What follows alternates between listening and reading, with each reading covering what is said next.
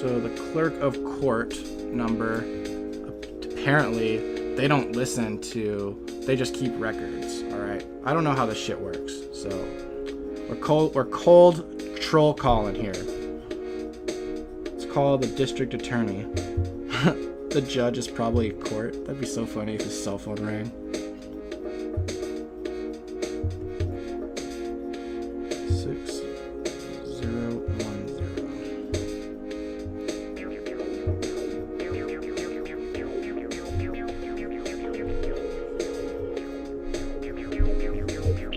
District Attorney's office. Hey, can I speak to the district attorney? He is not in the office at the moment. Could I take a message? Do you know when he's coming back to the office? No, sir, I don't. It's about Mike Nelson's case that with the court hearing, a court case that's scheduled for tomorrow. Yes, sir. I'm sorry, but we can't comment on a pending case, sir. Well, I have a couple comments that I would like to talk to the district attorney about concerning this case. Sir, he cannot discuss a pending case with you. I'm sorry. Why not? By law, we cannot talk to anyone about a pending case. All right. Well, is there? Can I leave a message for him? Sure. I can't promise you a call back, but I will be glad to take a message. Can I leave a message on his voicemail? I can take a message if you want to leave it with me. All right. Well, the message is that I'm a concerned citizen, and I've been watching the case online, and you guys have nothing to charge him with. You know, for like all he was doing was he was out. You know what I mean? Like the trespassing charge. I watched the video. You know, I watched the arrest video. All they had to do was tell him to leave, and he would have left. And you guys are treating him like garbage, and they're torturing him in jail, and you won't let him inside the courtroom with his equipment that he needs. It's just all bullshit. It's all just dragging somebody who's peaceful through the mud, and you guys are people are losing faith in you and losing faith in the system when they follow and see stuff like this. And I'm putting the word out there too, to anybody, for everybody, so that they will pay attention to this and see how justice really works. Alright, sir, I'm sorry you feel that way, but I will pass along your message. Alright, cool. And also tell him to go fuck himself.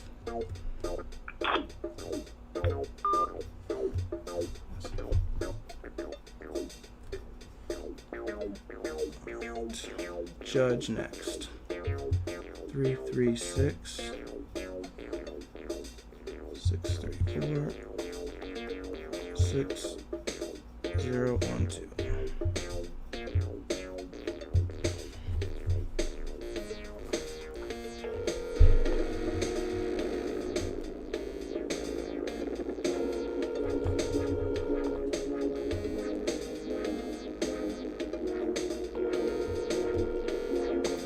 Judge Chris Freeman.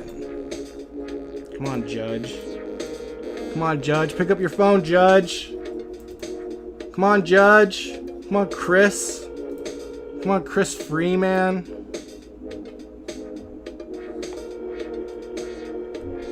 Fucking puto ass fucking... God. Fuck these people.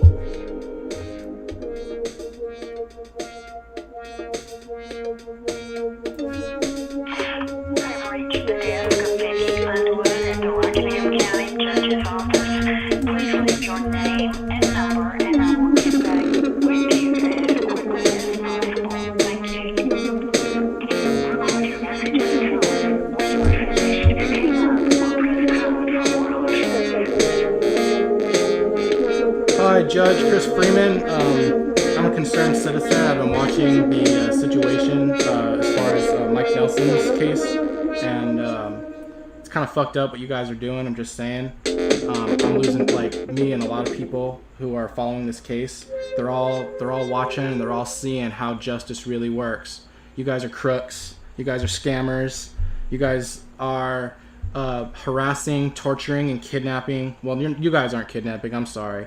but harassing and tormenting peaceful people.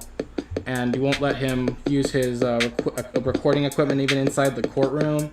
Like the whole case, you know what I mean? The arrest video, you know, everything. It's all on the internet, and I'm spreading it, and a lot of people are watching it. And you guys ought to be ashamed of yourselves and quit your jobs and go fuck yourself for what you guys are doing. Fuck you for being a judge. Fuck you.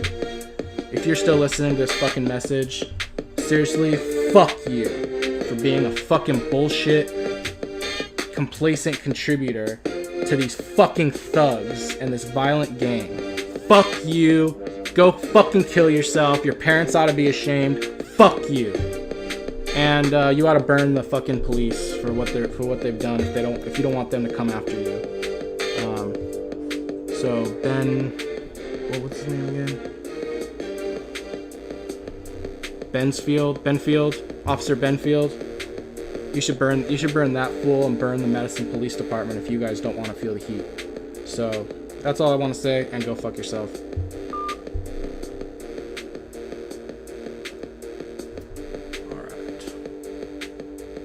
Let's call the fucking PD police department.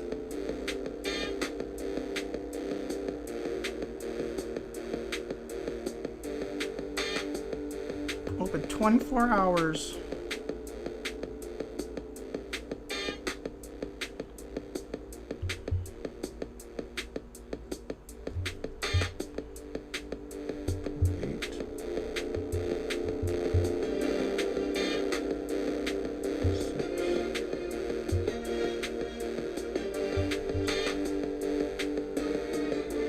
Or maybe I shouldn't call the police department because they're like threatening them and shit. They're like threatening them, and those are like the fucking. No, but they should get fucking calls for people fucking telling them that they see what they're fucking doing.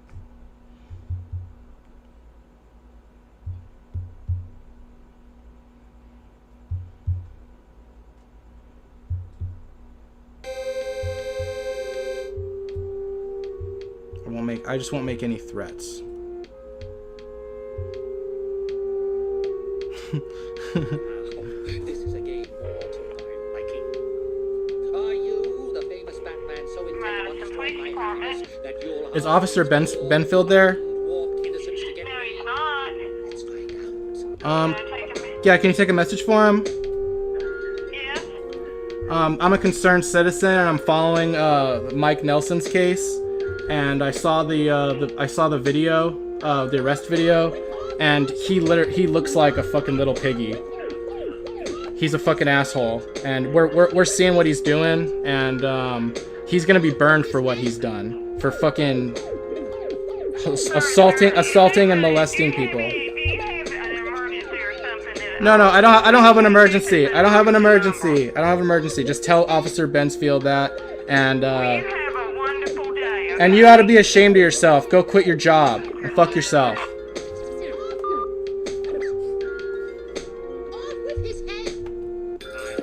Fuck Madison PD. Fuck all police. So, let's go back to the article here. And all you've waited for is a puppet. Oh, wait. A soulless little There was dog. another video here that I didn't show you yet. And all you've waited for is a puppet. A soulless find that little video? dog.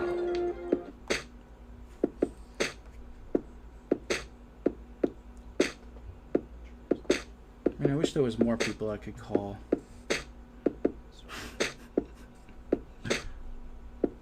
I like telling the government to go fuck themselves. A lot.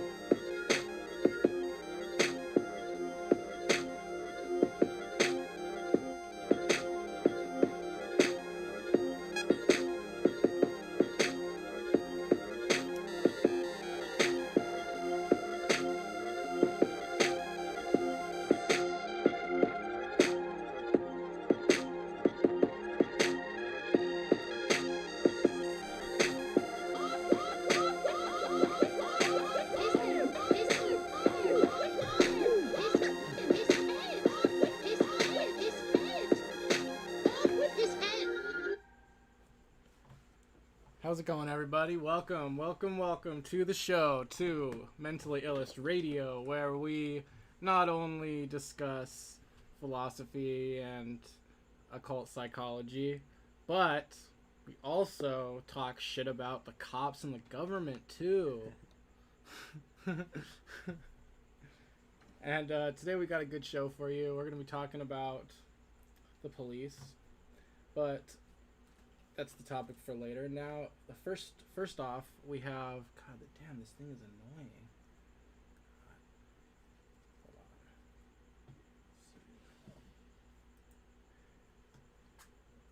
First, we're going to be talking about Blind Justice and his plight with the Rockingham County Police Department. Why don't we just tell everybody right now that we have a special guest today, right? Yeah, we got a special guest. We got Blind Justice himself, Mike Nelson, on the phone. How's it going, Mike? Hey, what's going on, guys? It's going pretty good. How's it going on the East Coast? It's alright. Little early. A little early, yeah. Yeah, this is early. This is early as fuck right now. We appreciate you coming on. It's kind of it's like I don't think I would stay up till 2 p.m. to do anything, honestly. I appreciate it, man. So Mike is a civil rights and disability rights activist, and he does audits as part of his YouTube content. He goes to government locations and public locations, and it's almost like all he's doing is he's just going there as a blind person, like just asking about stuff and like being a concerned citizen, and then the police have they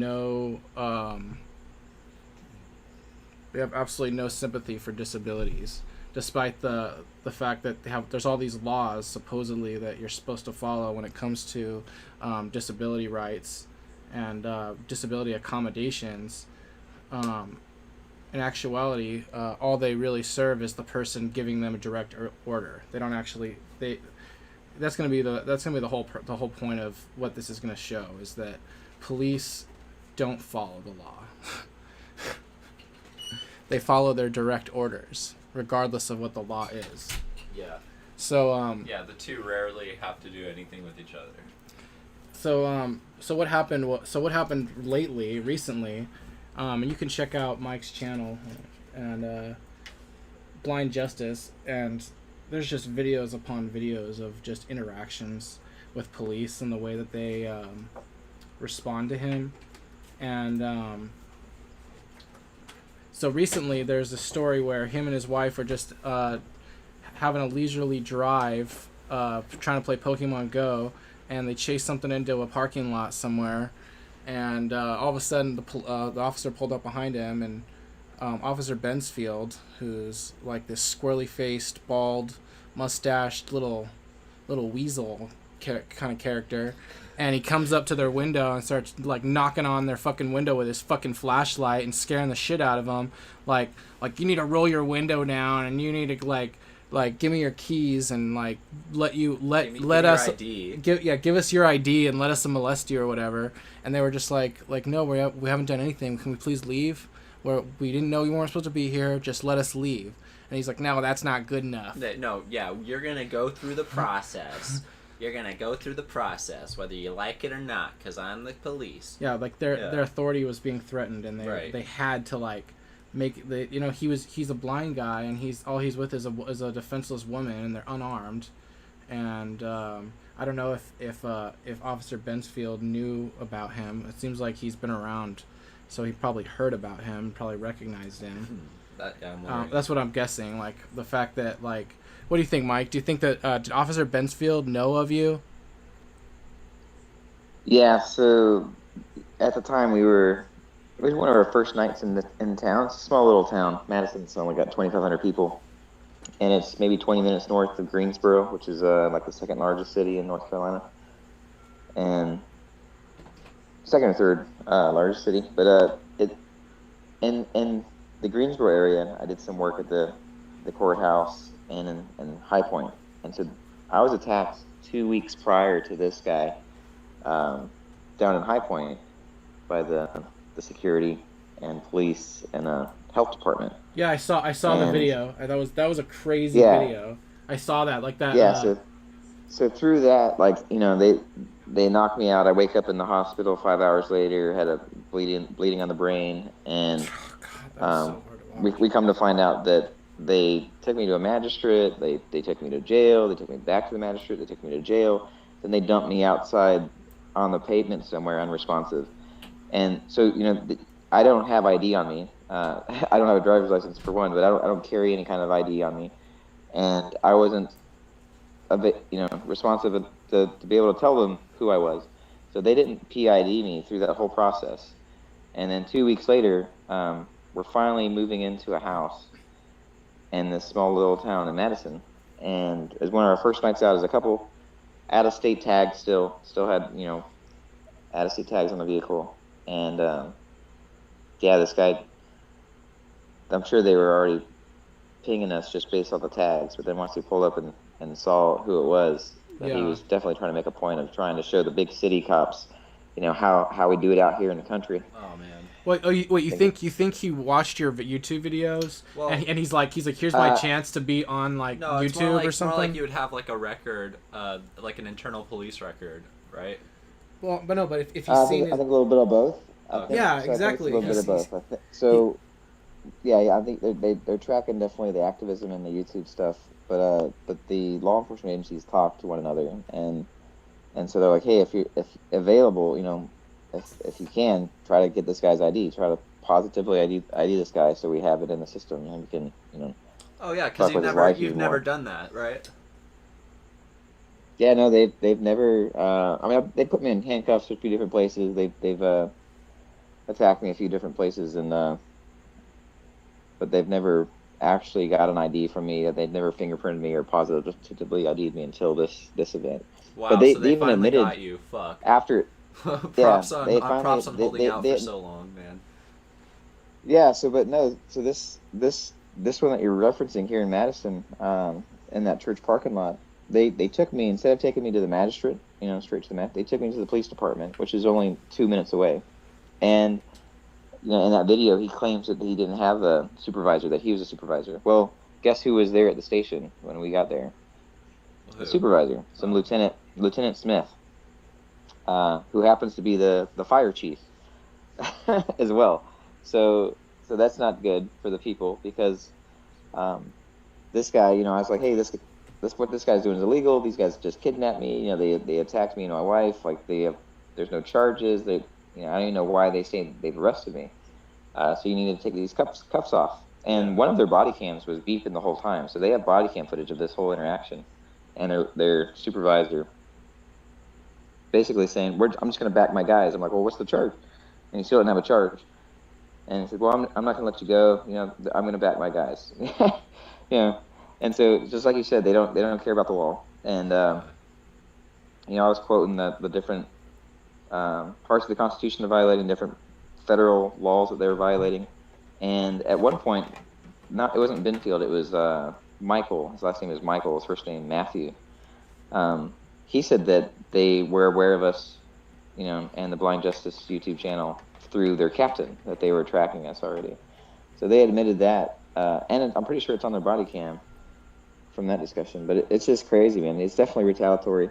And part of the bond that the magistrate set for that, once they finally booked me in, is a $2,500 bond, which is crazy because there's a non-violent anything, you know, not even there's no crime committed, and they had, part of the stipulation was that I had to give them identification and go through fingerprinting and all that stuff, like, so, like, it was specific in the bond, like in the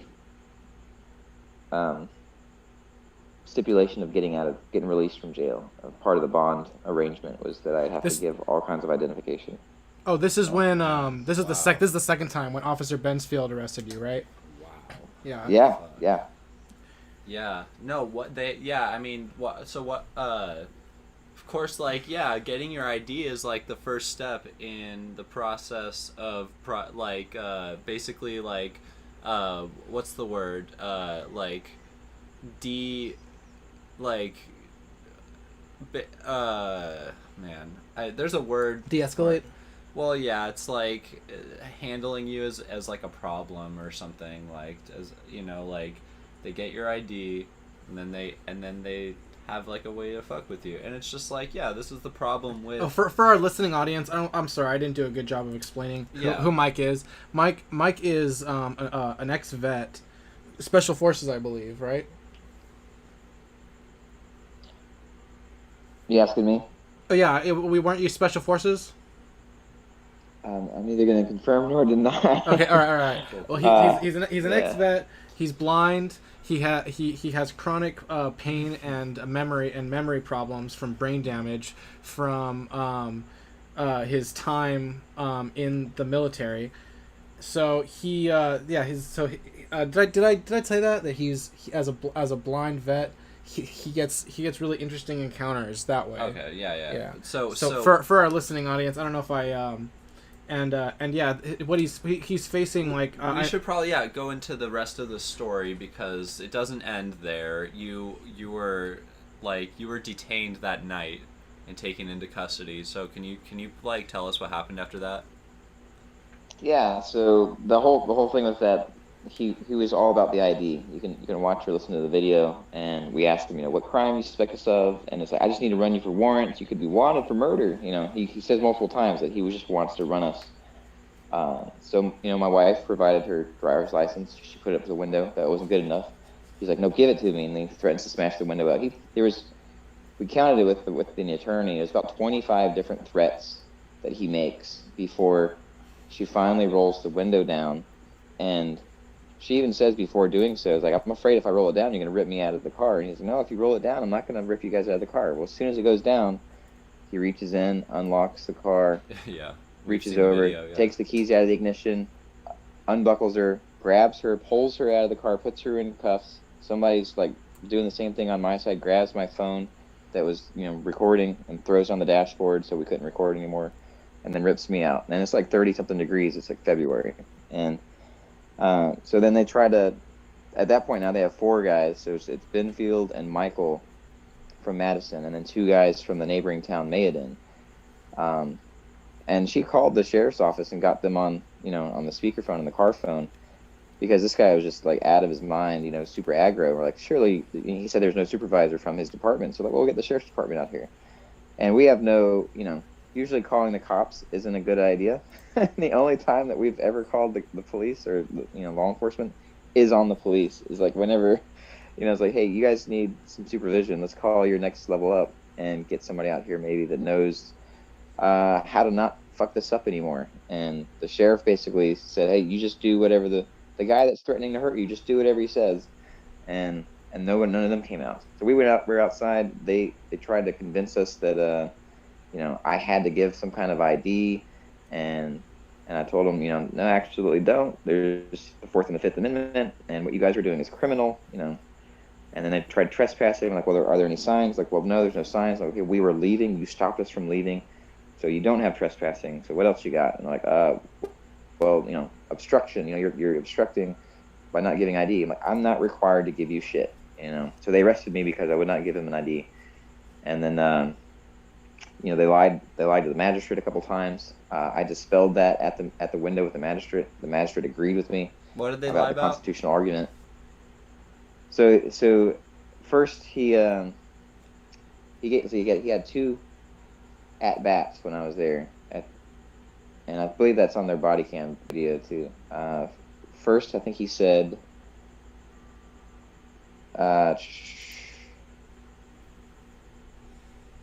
Well, he was trying to tell the magistrate that I had to give him ID, so that he can run me for warrants. And I said, I asked the magistrate, that's not true. I can be secure in my person's papers, house, and effects under the 4th Amendment. He's like, and the magistrate, yeah, that's true. I'm like, and I said, I don't have any obligation to answer any questions. I don't have to assist him in incriminating me under the 5th Amendment. He's like, well, that's true too. I'm like, okay, so then you need to release these cuffs and let me go, because you don't have any probable cause for an arrest. And the magistrate's like, well, what else you got, Mr. Benfield? And then he's like, well, actually, I got flagged down by some bystander over at the Dollar General, and they said that this vehicle was out there for 20 minutes, and so it's super suspicious, and that's crimes. People have broken into that church, and just so the story just changed completely. This church has been targeted for break-ins and fires and all this stuff. Yeah, okay. For our listeners, we would just like to say that cops love to lie, and it's actually it's part of their jobs. It's like they're allowed to lie. It's like it's legal for them. They have just as much qualified immunity to lie than they do to assault. And then just insult on injury. Not only can cops legally lie to you or anybody. Their testimony is taken as superior to the testimony of anybody else, right? Like, as far as like so it's like they can lie as much as they want legally, and their word is taken over anybody else's. They saw your license plate. Yeah. They decided that they were going to kidnap you based on absolutely nothing. Yeah. And then they did. So this is what's crazy. Like, we asked for the records for this stuff, right? And in his police report, in the affidavit, Benfield swears to basically what I just told you about him getting flagged down by some person on the street. Well, he's supposed to have a contact report, an incident report, anytime he makes contact with people. So if he actually had a conversation with somebody on the street, he would have a report. Yeah. There's no such report. They don't have a report. He doesn't reference anybody, a name or anything. It's just this person he fabricated, and then lied to the magistrate about, and then followed through with the paperwork and lied on the paperwork. So that on the paperwork, well, he's lying to a magistrate, which is a criminal thing. Lying to you on the side of the street is one thing. Lying to a magistrate who's kind of the same position as a judge, that's criminal. So he's, according to their codes, we can talk about what if it's actually a crime later about the philosophy, but according to their own codes, their own laws, like it's a crime. Him swearing under oath and an affidavit is also a crime. It's perjury. So he's perjuring himself in front of this magistrate. And I'm like, well, I didn't argue whether or not he got flagged down at the time with the magistrate, so I had no idea about that. I did ask, however, because the magistrate said, well, yeah, it's a suspicious vehicle. You understand that, right? That he's investigating the suspicious vehicle. I'm like, okay. Well, Mr. Magistrate, is a suspicious vehicle a felony or a misdemeanor in North Carolina? And he goes, well, I'm like, it's not either, right? It's not a crime for somebody to deem your vehicle suspicious. And he's like, right. I'm like, okay. So he wasn't actually investigating a crime, and even if he was, to help him in his investigation against me, right? And he's like, well, yes. I'm like, okay, cool. So I dispelled both of his arguments. One of them was completely fabricated, but I dispelled both of Benfield's arguments. And then the magistrate's response was, okay, well, you guys need to take him away. So he told him to take me down the hall, lock me in a holding cell prior to getting booked into the jail. So this is still like in the magistrate's side. So they locked me in a holding cell so they can discuss with the magistrate for another 20 minutes on what to charge me with, on how to get probable cause, and if they could actually get an arrest to stick to book me in. And eventually they did, and set the bond for $2,500, and a stipulation of that was also that I had to provide all kinds of identification and everything. So they locked me, they threw me in. When they did that, they took away my hat, my dark sunglasses, my white cane, all the things that I use to navigate and to mitigate the light exposure that trigger migraines.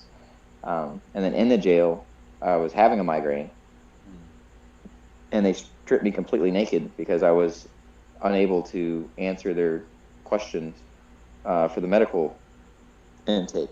And so the jailer was like, well, you're refusing to answer questions, so you're suicidal, so we're going to strip you completely naked, put you on suicide watch. God. Yeah, and like a migraine is not a headache. That's so fucked up. It's a migraine is something that like literally incapacitates somebody. So yeah. Yeah. So they left me naked in this bright room by myself for something like 20 hours. And when I was finally able to, mumble and move around, I was like crawled over to the door and like knocked on the door and asking for a phone, and they said, well, we'll get you one in a minute. And then they made me wait. I think it was probably another hour because I kept knocking. Like, well, then they finally said, well, the night shift will get it. So they made me wait for shift change, and the night shift came, and they finally let me get a call.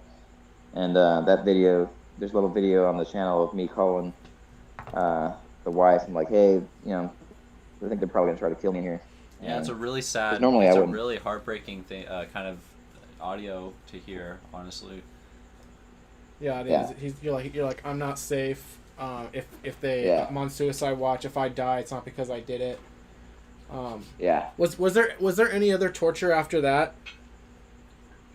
No, because she got a bondsman and got me out, like within an hour or so. Okay, So whew, thank goodness. Yeah.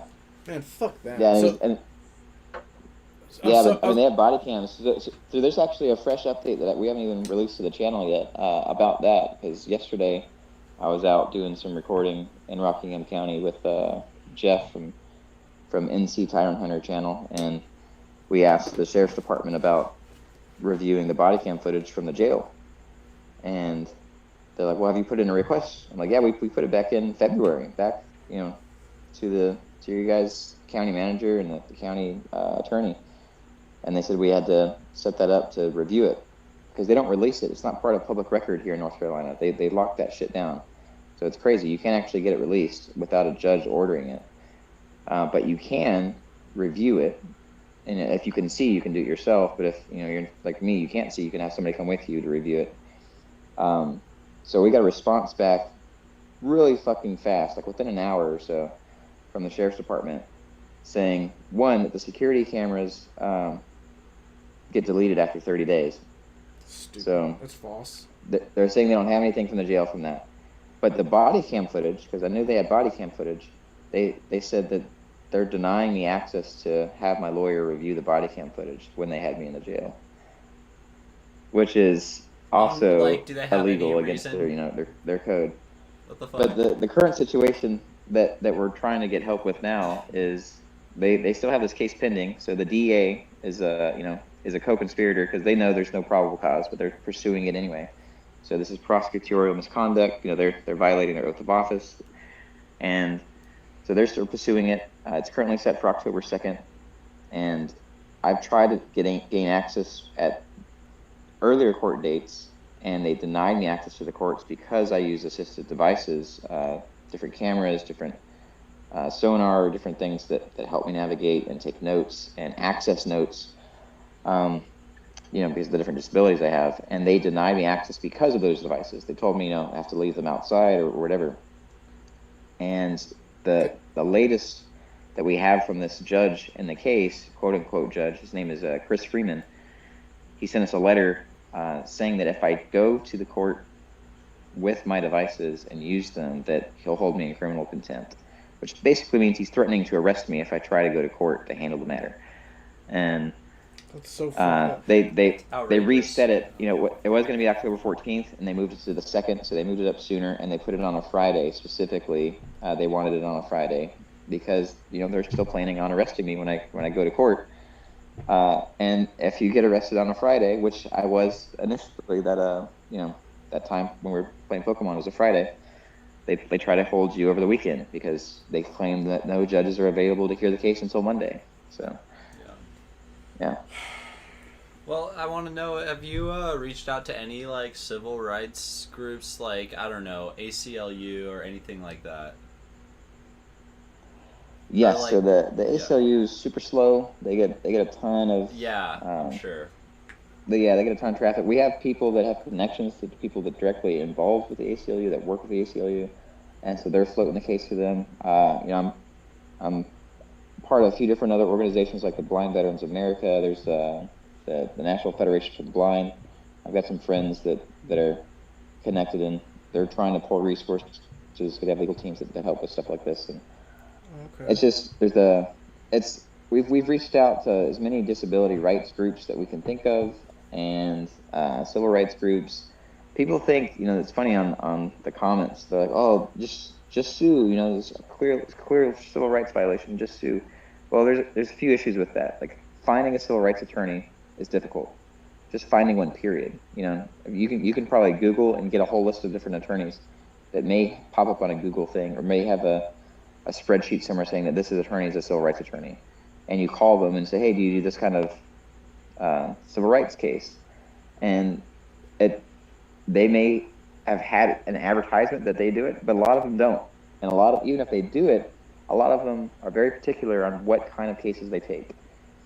And they do, there's not much money in it unless it's very, you know, over the top kind of stuff. Like if there's a death, if there's some serious bodily injury, you know, and there's really good video, audio evidence of you know, the police or whoever it is doing the damage. Which It's there very is. hard. Yeah. In my case, yeah, we have it in both my cases. But it's and the other thing is, if you have criminal case pending, like there is in both my cases, they won't do the civil action until the criminal cases are resolved, and they can drag these criminal cases on for years. So Yeah. it means like you can file the lawsuit. We can file the lawsuit, you know, but it will get stopped. Basically, they put a hold on it until the criminal stuff is resolved, because they want some other criminal judge to decide if, you know, if I'm a bad guy, if they can say, oh, we get a conviction, you know, he's a bad guy, and that means that there's some wrongdoing on Mike's part. So then that means that the civil suit doesn't have to have, you know, all the wrongdoing being on the part of the cops, and it's just part of this nonsense that they play.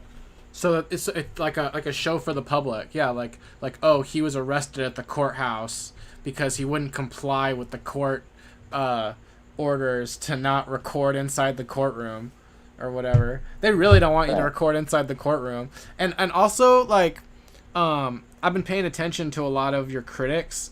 They seem to be like these cops that harass you online and say that you're not really blind. Yeah. That's so fucked up, dude. The other day, you did on September 8th, you did a live stream where like you didn't show up, and then there was all these haters in the fucking chat. Do you remember that?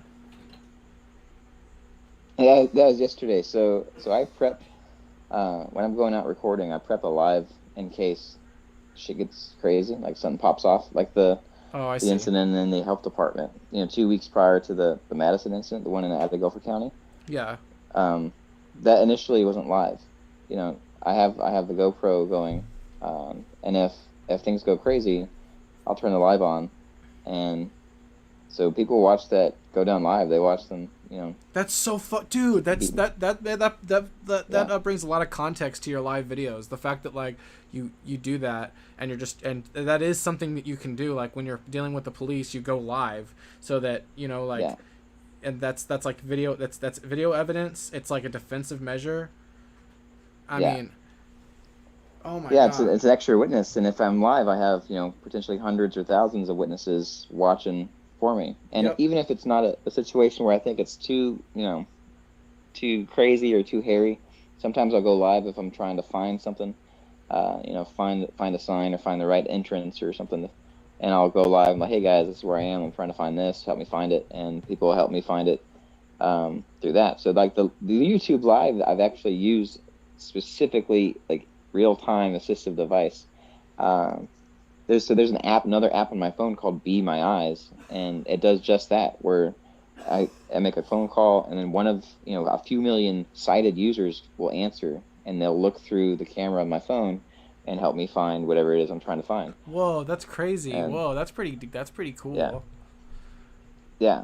So I mean, that's an app that all kinds of blind people use, and so I use YouTube Live sometimes in that same way, where I have a few hundred people saying, hey man, it's over here, you know, it's over there. Yeah, so and then these fucking haters are shit talking you, saying like, oh, you have a driver's license, that means that like you're not really blind or whatever, and it's like, what the fuck?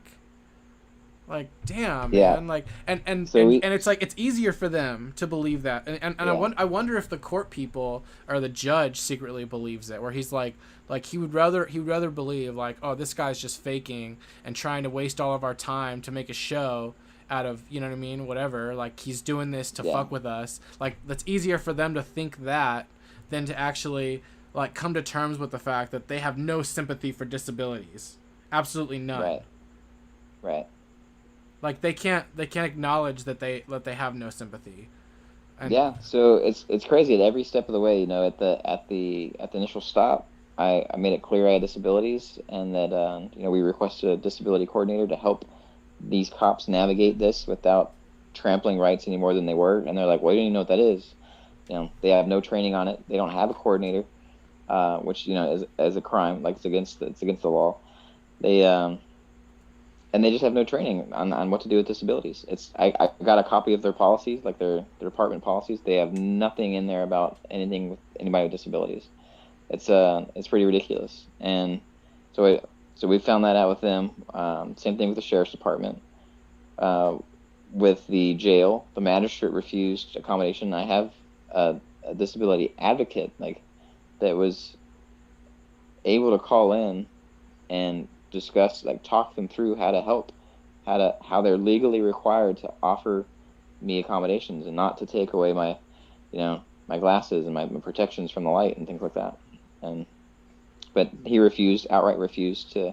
The magistrate did. The jailers did the same thing, and then they stripped me completely naked and left me in the bright light. So they have no training, they have no sympathy, they have no empathy. It's like just order followers, like you said at the beginning. You disobeyed them, you didn't immediately obey them, which is the same thing to them.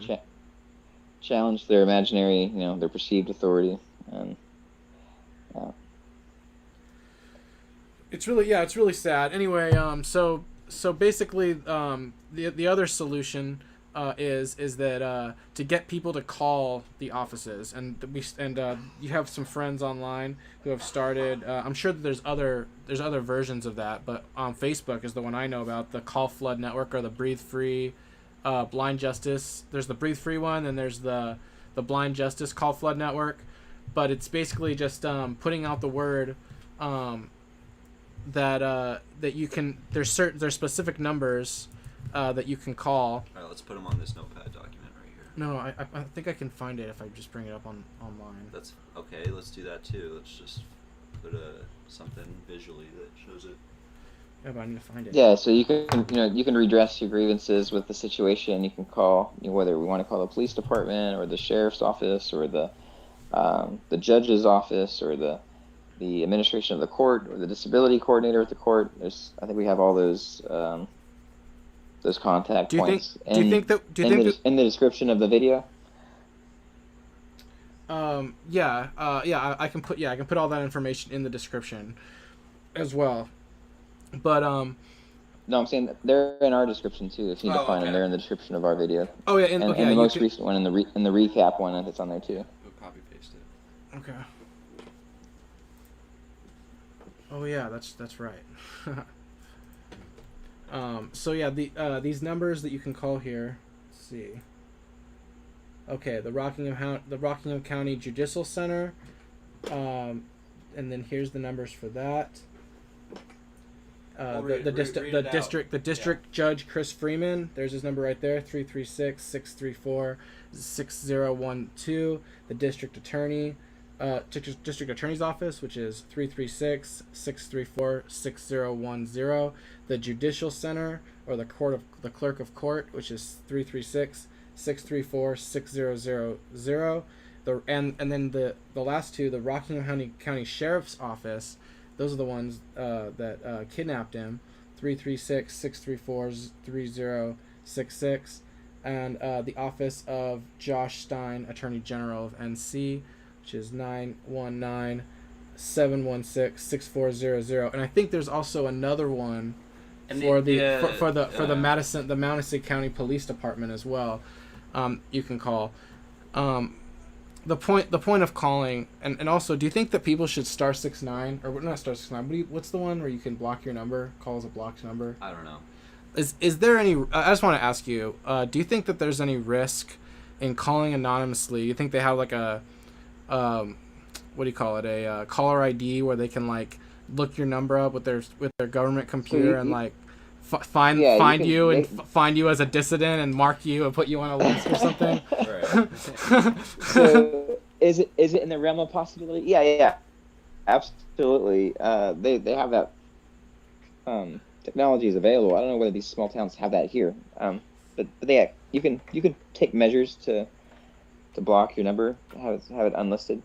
But there's countermeasures to still be able to get the number. And yeah, the fact is, fusion centers exist where the government can. Where police departments can just go and ask the government for some top secret information if they want. But hey, Mike, should people be scared though to call and just voice their concern? I wouldn't say be scared. I just say don't make any direct threats. You can express your grievances and just don't make any explicit direct threats that are specific to harming any people or don't suggest that they kill themselves. Saying go kill yourself isn't a threat. Okay, well, I said you should go kill yourself.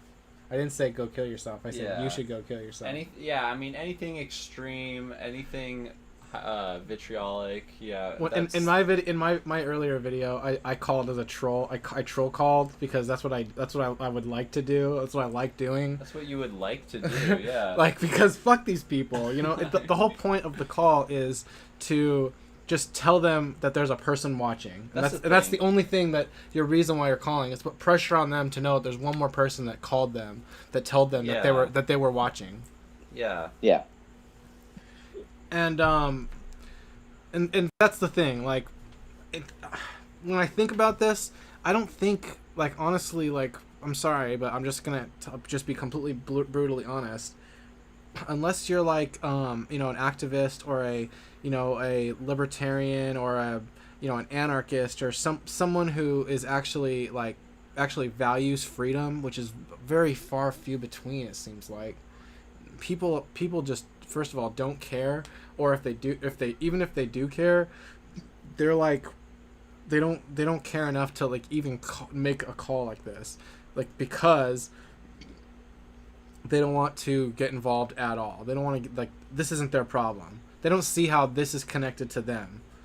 But I would just hope that, like, it doesn't really take that much. If 1 out of 20 people that watch this call, that's still going to put a decent amount of pressure on them to at least push back the court date or whatever. Yeah. And like, because it's all about, it's all the show anyway, you know what I mean? Like you said, they're trying to position themselves so that you look bad to the public, so that they can, like, hang you or whatever, because it's all about what the public thinks. It's all about what they can get away with.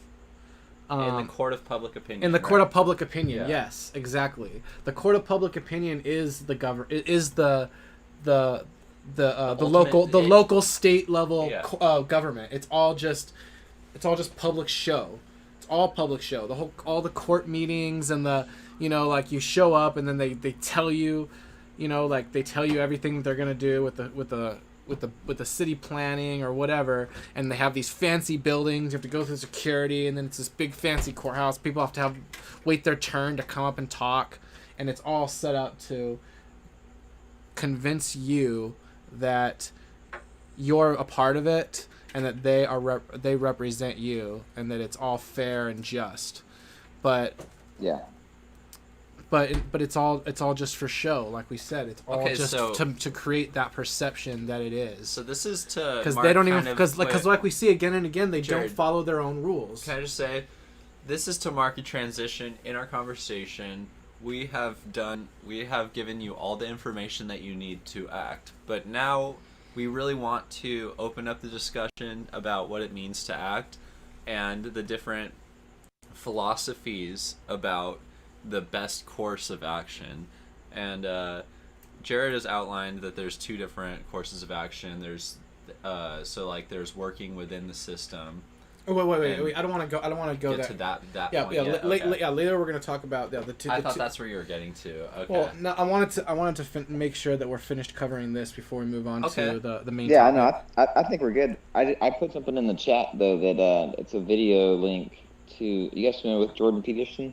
Oh, the chat. Oh, Jordan Peterson. Yeah. Yes. Oh no, this chat here. Yeah. So it's a video of him talking about.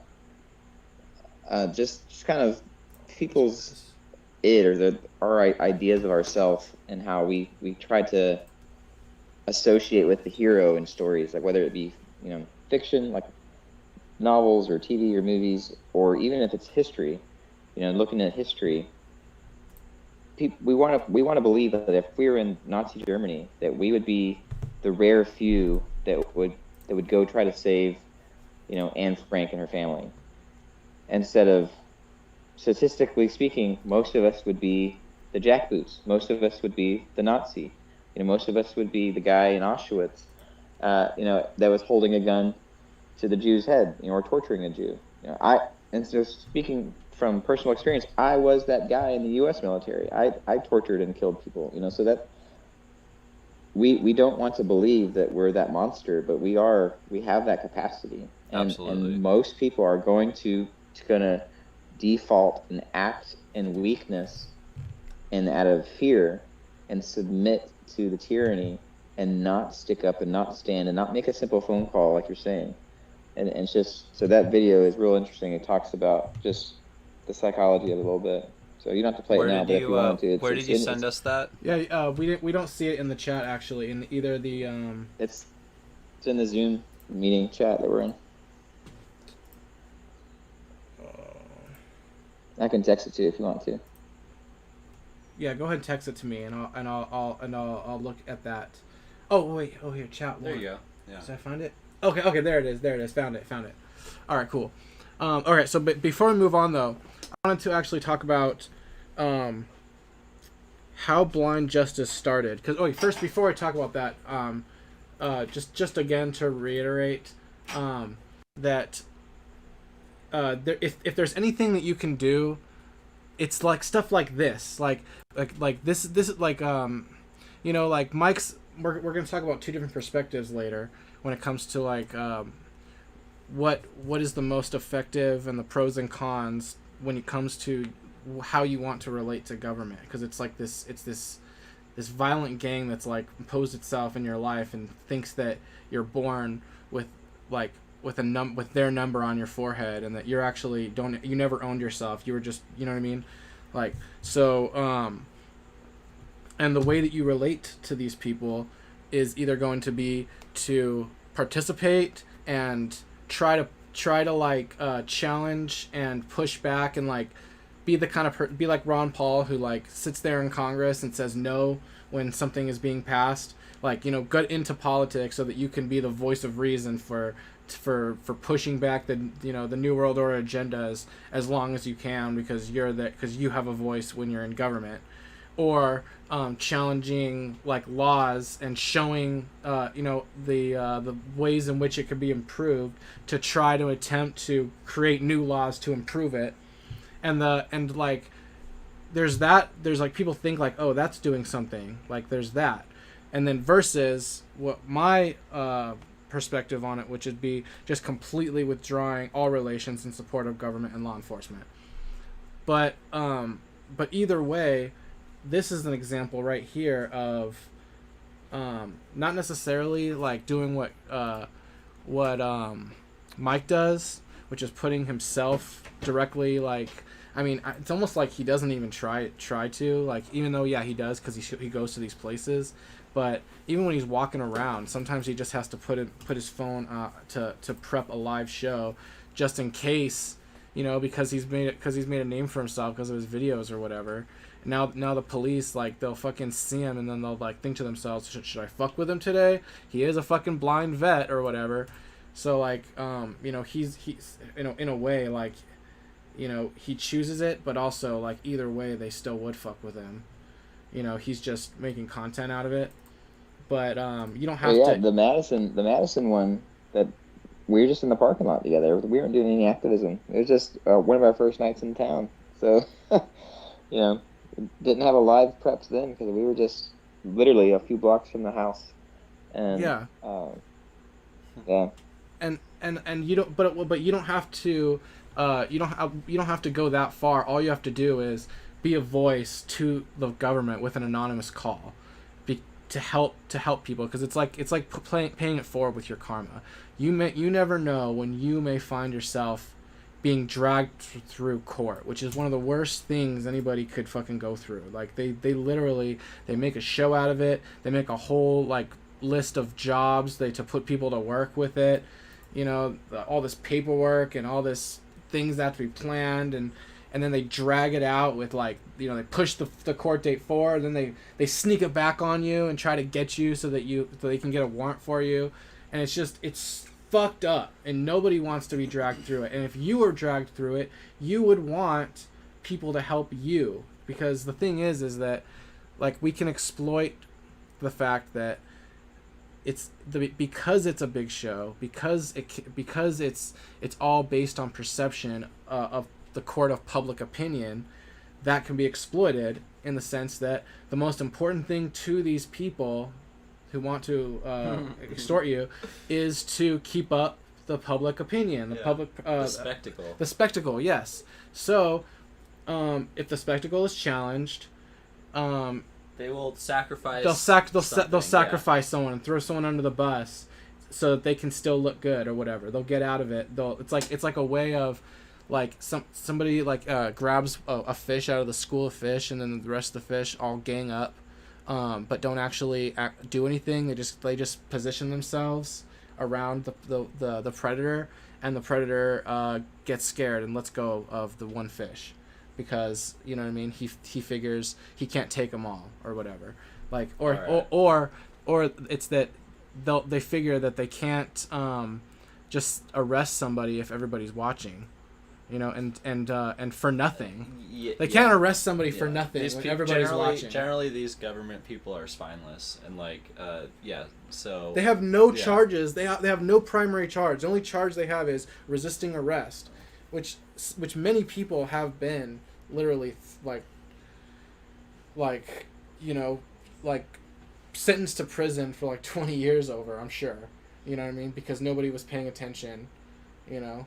But if people are, and you get a commotion, you know, public opinion of them, and the nature of the scam is being challenged in a conscious way, and it's being like it's getting the word out so that people can put pressure on these people. So just to reiterate one more time, and then we'll move on. All it takes is for you to call to these numbers and leave an angry message, or just like a voiced like nice citizen concern or whatever, and then you're paying it forward in the hopes that if you ever needed that, somebody out there would make 2 calls for you, just to you know, just so that like than you is putting pressure on the people that are extorting you and threatening you.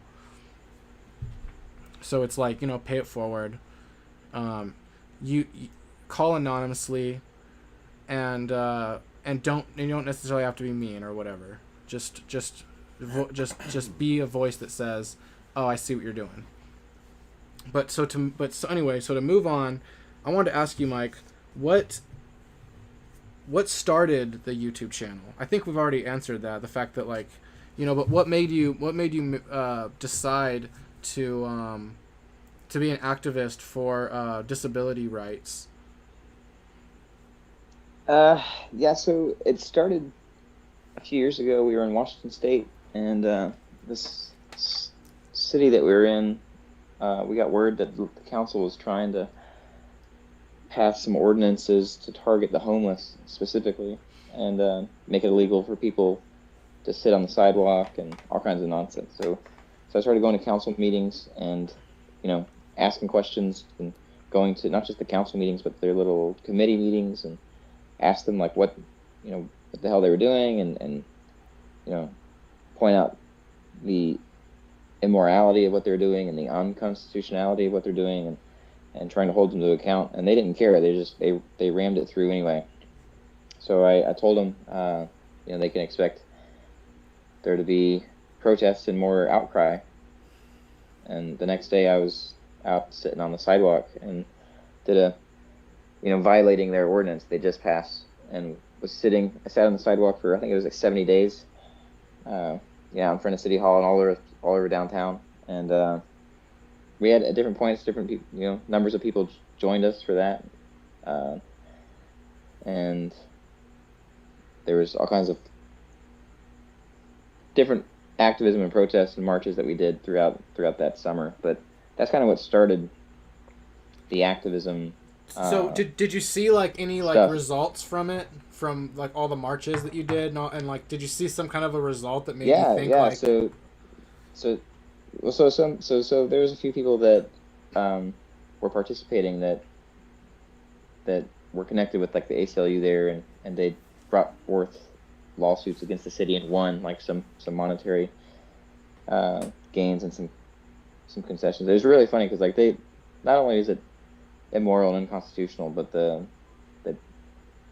circuit court that they fall under, like out of Boise, just passed like they upheld another ruling against those kind of ordinances. And I was following that case, and I told them before these guys in the city council passed this, and they didn't care. Like they think they're untouchable. You know, they think that their powers are without question and impeachable. And you know, we showed them otherwise. It was really funny.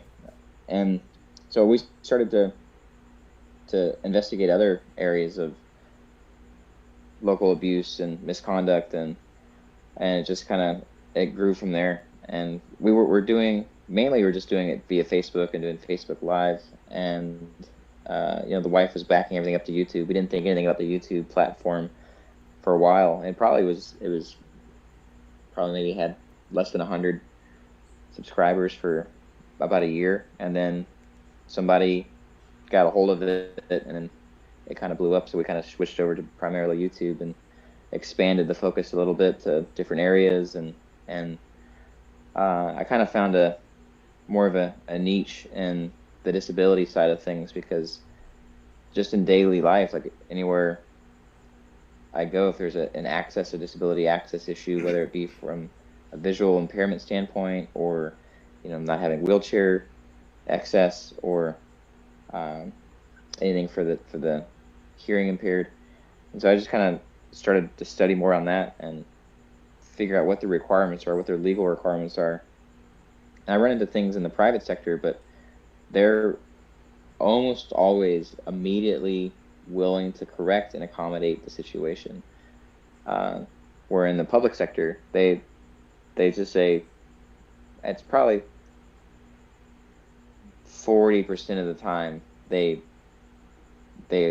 accommodate and they figure out how to fix it immediately. The rest of the time they freak out, they dig their heels in, they call the cops, and they continue to escalate and call the cops because there's a man asking about disability requirement or access. Like, oh, we don't know what to do about this. Yeah. Let's call the police.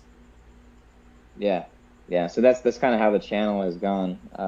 And you know, I join up with other activists and try to support what I can. Done some collaboration around the country, so Awesome. that's basically it. You know. And that just turned into, you know, you actually deciding, you know, like, I want to go to, you know, like, not only just public places, but places that have police, so that I can show on my channel the way that they treat the disabled, right? Yeah. So I think the initial intention with, like, once we started to really go with the whole YouTube and the platform, with using the videos, was to find out if there was anything going on just at the surface level, just going in to do a visit, you know, in the public areas, asking general questions about access and services, and find out that if there's anything just in the surface level where they don't even follow their own rules, you know, I don't believe in laws, you know, I don't believe in the system or government, right? So we can kind of move and transition to the philosophy and everything. And but they do, so you can use their beliefs to your advantage, kind of thing. Yeah. But they don't actually believe in the law, in the rules, though. Well, that's they the just thing, believe in the simple. That's the thing, is that we know that ultimately they are bound by the bound by the spectacle. They're bound by their reputation, because that's the level they operate on. By their own reputation, they're not actually. But we. So you can prove them wrong by their own logic, based on the fact that their logic is their reputation. So, like, No, but isn't, it's not exactly the same though, as thinking that they're bound by the rules that are written down by the government or the government, whoever. That's not by the the, same by the thing, lawmakers. Like, it's not the same thing. Exactly. Yeah. It's sort of like we're pessimistic in the sense that we understand that our institutions do not respect the founding documents, that they're based on. It's like it's almost like you get the sense that all the government officials and authority figures, they get like annoyed.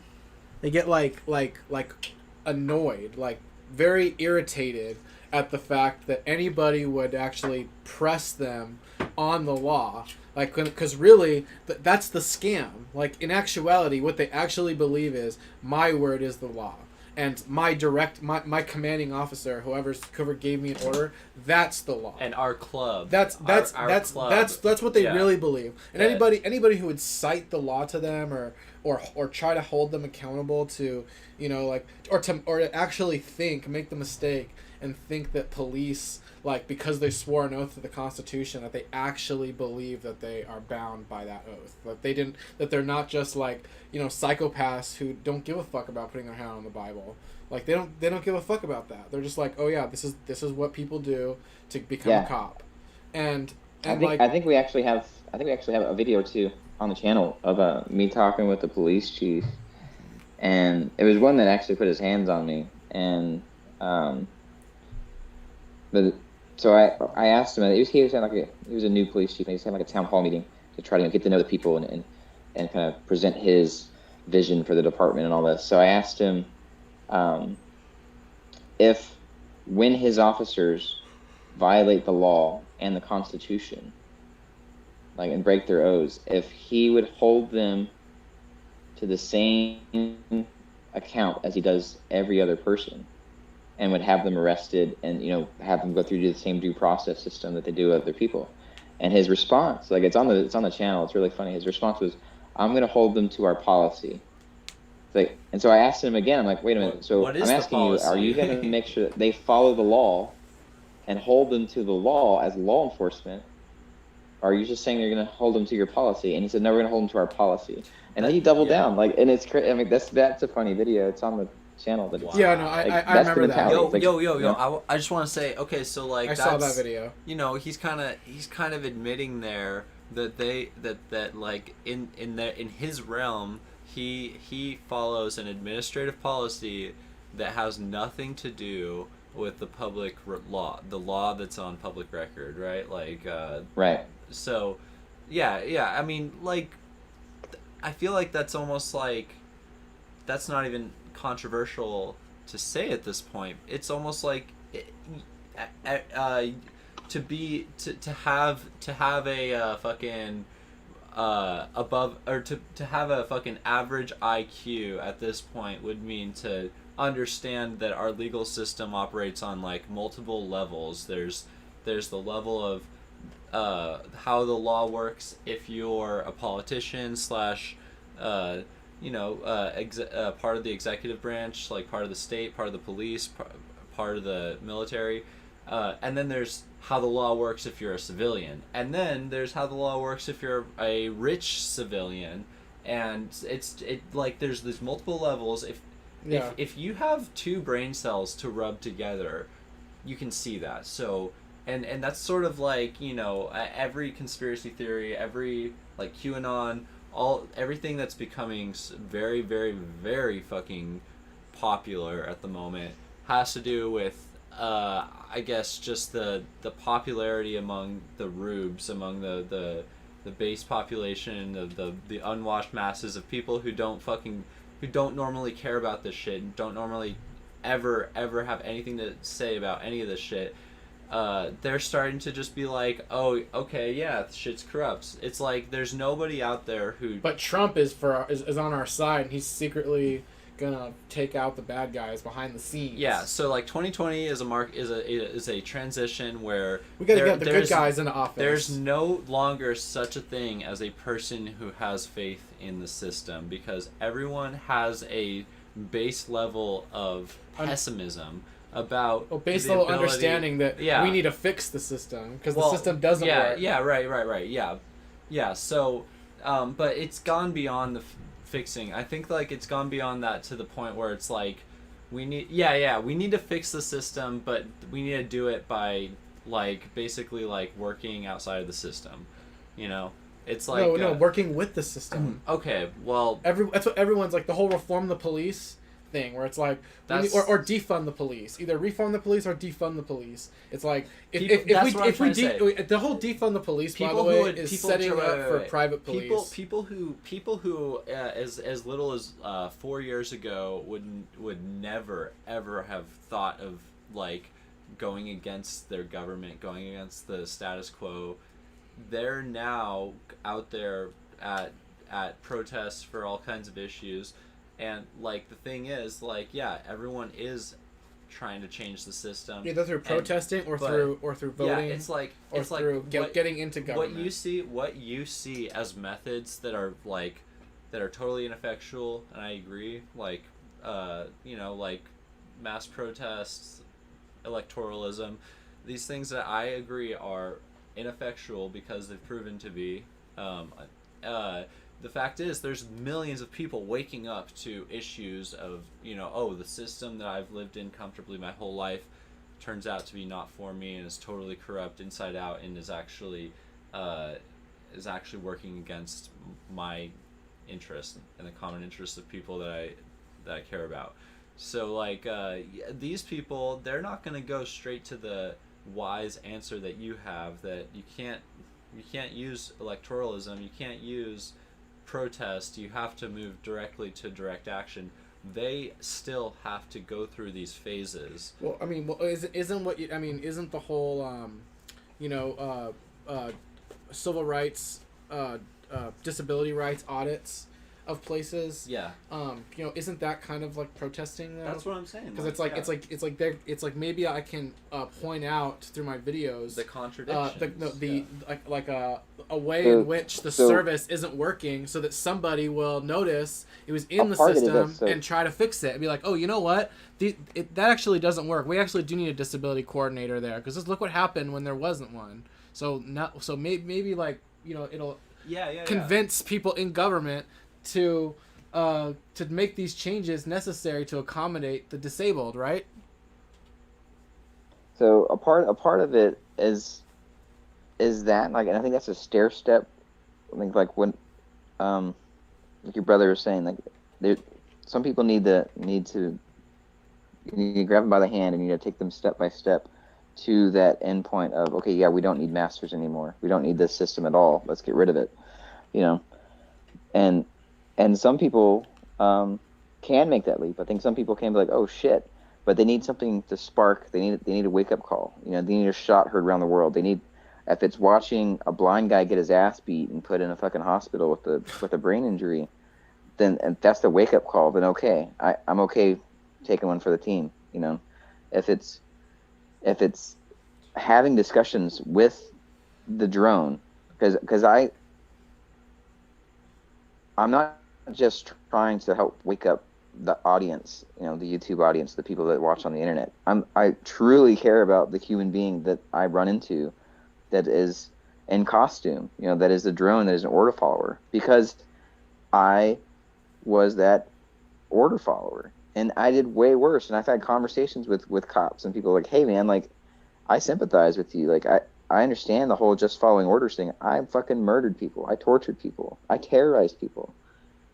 I don't want you to wake up one day and realize, oh shit, what have I done? Like, you can stop now. You can realize this now. You can realize that this is the same bullshit defense that the Nazis used in the Nuremberg trials, Yep. So I try to reach the person on the ground and help them realize that they're contributing to enslavement, that they're contributing to a system of violence. And so I think there's multiple methods of effectiveness, and it's really, I don't think there's one size fits all. I think there's definitely. Well, my question though was, if these people, who decide to do this, because you sympathize with them because you were one, and yeah, these people they could wake up one day and then experience the horrible pain of realizing the folly of what they've done for a career most of their life, or whatever. but it's like before they do that, if they do that, even if they do that, I mean, is them beating up a blind man or witnessing their coworkers beating up a blind man? I mean, is that like what's gonna push them over the edge? Because it's like, I mean, Maybe. I mean, like the way that it seems like a huge risk. I mean, because dude, people call when there's so many cases that I see all the time where somebody calls because an autistic person is having some kind of a emotional attack, a panic attack, and for some reason they call the cops. For some reason they go, can you send? He's unarmed. Can you send somebody who is specialized in someone with disabilities to deal with him? He's just emotional. We just want you to calm down. This is the only service that they can call because there's a monopoly on this kind of service. Like, there's no, like, if you try to provide this kind of service, you're competing with the government and they'll fucking kill you or whatever. They'll come after you or whatever. Yeah, so I mean, so philosophically speaking, you know, I think we were unplugging, you know, we got out of everything, and other than having one car that, you know, my wife uses, and she has, you know, a state issued driver's license and insurance and registration on it. So there's at some level, like, you can totally go complete, you know. They show up and they usually kill those people. They always, in fact, it's like guaranteed. They shoot the dog and they kill the autistic person. Yeah. What I'm saying is, like, you can go off grid. You know, you can turn in your birth certificate. You can turn in your social security card. You can turn in your driver's license. You can not register your vehicle. You can do all this stuff and say fuck the government, you know, at every point. And what you're doing is you just have a higher risk of getting fucked with anytime you're in your car for the car thing, right? And if they can track your finances, then you have the higher risk of the IRS coming to fuck with you. You know, so you can do the agorism thing. You can operate in crypto. You can try to mitigate your dealings with the beast and try to not have any kind of support that you're actively contributing to the system of dominance and tyranny. And I think that's a very honorable existence, but you have a high risk that you're incurring with that, just in that. And even with that lifestyle and that choice. So wait. Let me get this straight. That just by saying I don't want to participate, I don't want to pay taxes, I don't want to support or have any relations with the police, and then arming yourself and saying that I will defend myself if anybody attacks me, you are now an insurgent and a terrorist and like a enemy of the state, like, target. Yeah. Yep. Yep. If you publicly, I mean, if you're public about it, I guess. I mean, yeah. Well, there's even countless. if you're private, like, you're gonna get run, right? So you try to you know, do, like I said, try to travel in your car without a plate on, you know, scratch out your VIN. Yeah. Try to do that. You know, the right to travel. You can have all the court cases and stuff for that. And there are videos out of people doing it and having a cop that actually was willing to read the paperwork and not give them a ticket. But then they even tell them, like, hey, I was willing to take the time to look at this. Most guys aren't. You're gonna probably get pulled over before you make it to your destination today, and somebody's probably gonna either try to give you a ticket or arrest you because you don't have a license or whatever. So they're going to kidnap you. The fact so what level of violence are you willing to incur just to try to stick to your principles? You know, you're not facing a system of laws. You're facing an organized crime gang, like a gang, basically, that consists of a judicial system that's on their side. So it's basically a kangaroo court. Yeah. But so then what's the better choice? Is it to try to work to push back the laws and the tyranny and put pressure on people's reputations so that so that the new laws aren't enforced, or that the old laws are enforced? Or is it better to be a target of the state, in that you're not going to participate whatsoever, and that you will fight till you die if they try to assault you? So I don't know if there's one that's better. That's why I said I support anybody's efforts that's trying to move the needle towards freedom. And I know people that are on all up and down the spectrum, all different points on that. Yeah. And so I support you if you're trying to do freedom. I have 4 kids, and that's just not a feasible option for us with 4 kids.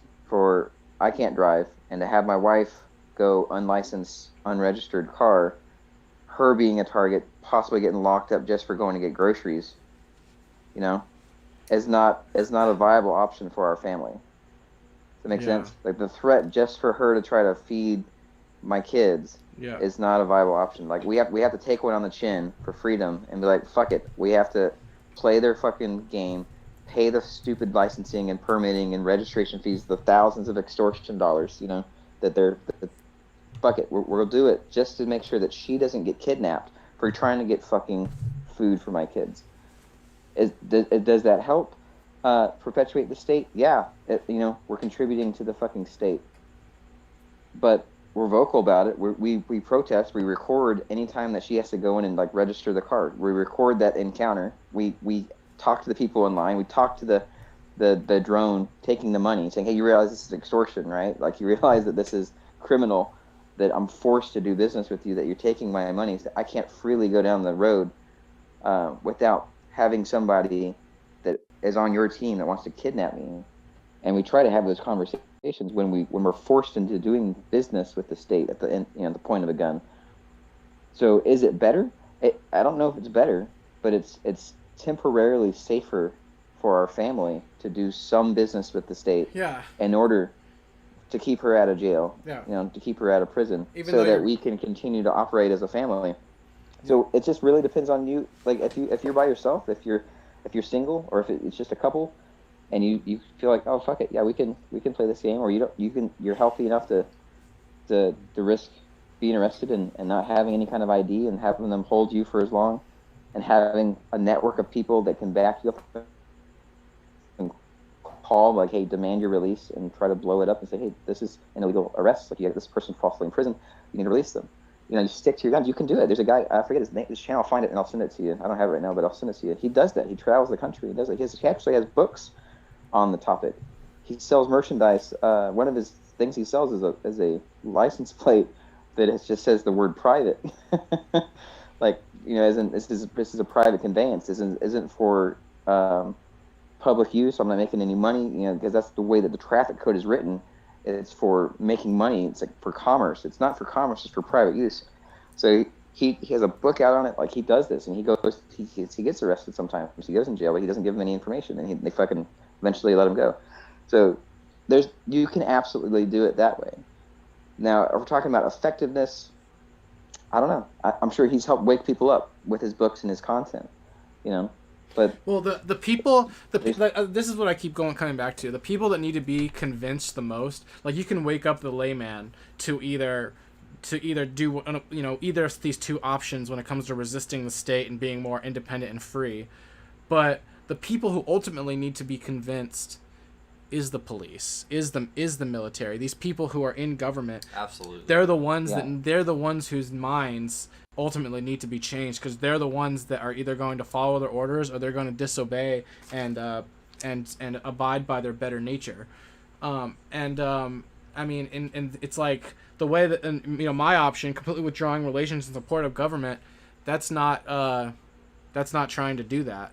Whereas with your way, you are like, it's like dealing with a mentally ill person who's like in a mental institution, and you have to play their game to some extent. You have to like lead them out of their delusion by first going in and playing along with their delusion. But the thing is, they get annoyed by it when you try to like play that game of like, oh, I know the law better. Because, I know the law well, better yeah, than you, and it's- you're held accountable by your own rules. Because what when you're they're doing is, really not, they don't what- believe Jared, that. Because what you're doing is you are expanding their consciousness against their will. It's like the expansion of consciousness is accompanied by growing pains, like cognitive dissonance and like disorientation, alienation from the life you've led, things like that, and like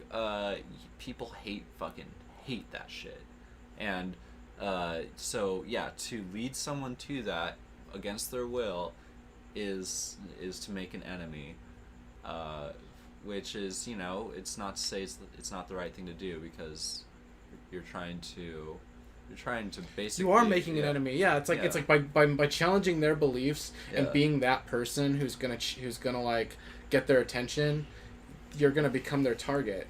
You're toying with a psychopath here. Yeah. Yeah, but it's the price. So I'll give you an example of some change, like in some of the process, and you may or may not know this. So if you do, you can just tell me to shut the fuck up. But you go back to the '60s and the civil rights movement, and the different tactics were some used more aggressive, more violent, some used more peaceful. You have the sit-ins, then you have some of the freedom riders, you have some of the protests, the marches, and the boycotts. So there's a progression in some of these places where they would go and do a sit-in and demand to get service, and then they get arrested. The cops would come and say, hey, this owner says they're not going to serve you because you're black, and then so it's clear discrimination. Well, they didn't have any anti-discrimination law, so it's just whatever. The law is the owner says to get out, so you got to get out, and if you don't, you're trespassing, and so they arrest them and they lock them up for stuff. And so they have these demands that they would bring to the city, to the mayor, to the city council, like, hey, you guys need to make it illegal to discriminate on the basis of race. And the mayor and the council just laugh at them, like, yeah, whatever. This is the way we've always done it. Fuck off. Right? So they bring enough media attention, they bring enough people that have enough following to that city to say, hey, this is what's going on. We have this many people that are arrested for this. They're in jail. They've been in jail for this long. And it gets louder and louder. And if that public opinion doesn't sway the mayor and the council to change it, then they would get the people to boycott the local businesses, whether it be the business that called the police and had them arrested, or just all the businesses that have like-minded or supported that guy. They would just boycott as many businesses as they could to hurt them in their pocketbook, hurt them in the wallet, and then those people had the ear of the mayor and the city council. So then they would go to the mayor and city council like, hey, we're starting to lose a lot of business, we're starting to lose a lot of money. I think we need to actually concede and give in to some demands. And so it's very slow change doing it with the system like that, because there's still shit where, there's discrimination. It involves many individuals basically subjecting themselves, Putting themselves at risk. Yeah. To put pressure. They're less at risk the more that there are. Yeah. But making the individual choice as an individual. But going specifically back to our discussion, like, who's it waking up? Is it going to wake up that police officer or that business owner, or is it the general public? So I think going back to that example in the 60s and 70s, like the general public was waking up to, oh yeah, this is morally unacceptable. This is fucked up. This is wrong. We need to change this. And so then they had outcry enough. It got loud enough where they had policy and law changes. And even though they made the policy and the law changes, you had the same enforcers and the same politicians and the same, judges that were still crooked, and they were still used to having all the power and still covering for their buddies, right? Yeah. Which is why you have the KKK Act, which is the 42 U.S.C. 1983, was known as the KKK Act because of the collusion with the Klan and local law enforcement and judges. Like, that they would just get away with murder, literally get away with murder, and not investigate the murder because they knew it was their buddy, the Klansman. So the people in the system are a lot slower to wake up because they have this echo chamber that they go back to their buddies and they say, oh, well, this is bullshit that, that the people are demanding that we change this. But they don't know what it's like to be a cop. They don't know what it's like to have this position. They don't know, and they have all these things and they go back to their circles and just hear the same rhetoric and they get reinforced. So sometimes they double down. Sometimes they dig in deeper to their stupor and to their, to not wake up. Well, it's kind of like the Vietnam veteran who's like, you don't know what it's like to have to go in a village and kill all the children. You just don't know what it's like. Like, yeah, I don't know what it's like to have to kill a bunch of kids. Like, it sucks that you were in that situation in order to just survive, but you made that decision to exterminate a village for your own survival.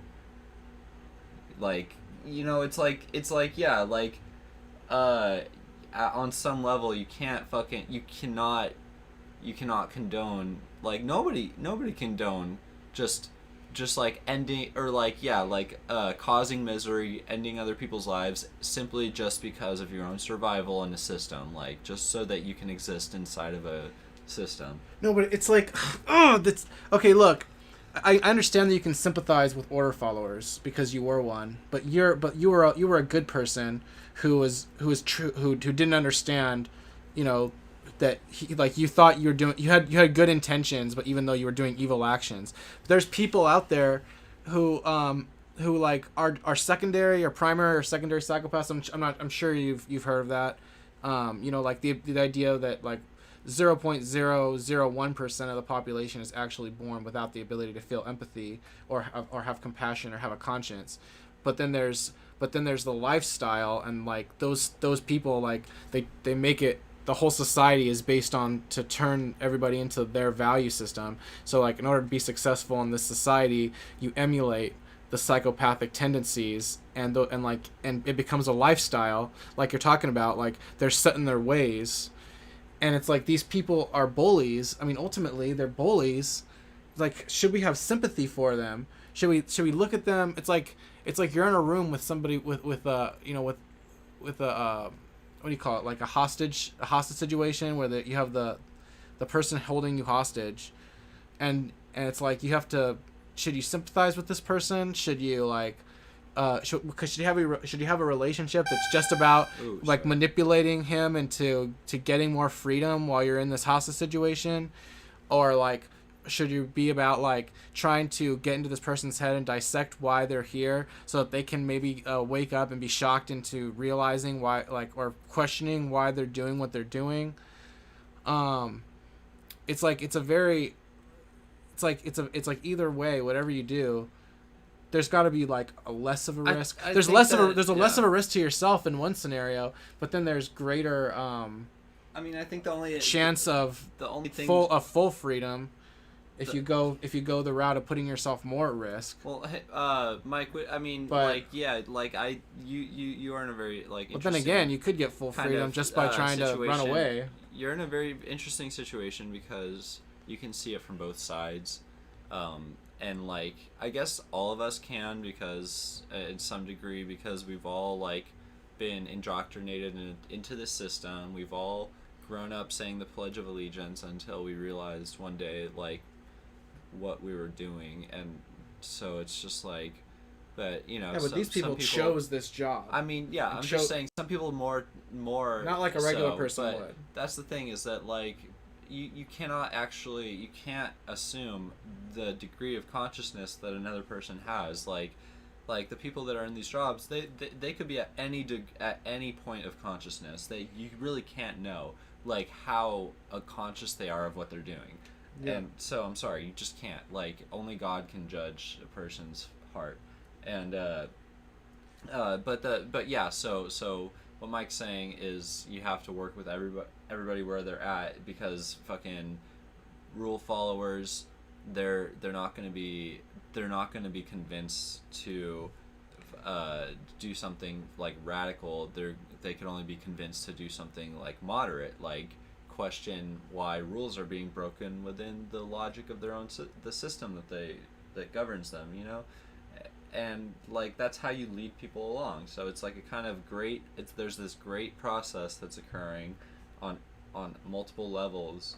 And I think you could make the argument though that what teaches them most of all, out of anything, is when a person actually is willing to die to defend themselves and shows them through force that they're not to be fucked with. That's called and a then, martyr. And then Yeah. but then instantly well, you don't have to be a martyr. Well, that's what a martyr is. You can make a successful escape Yeah. and take out a few officers What you're or talking whatever. about is a martyr. And like the people left behind, they're like this is what happened. You know what I mean? This is the result of what we did. We lost all these good men. You know what I mean? You know, and like does that teach them? You know, like that.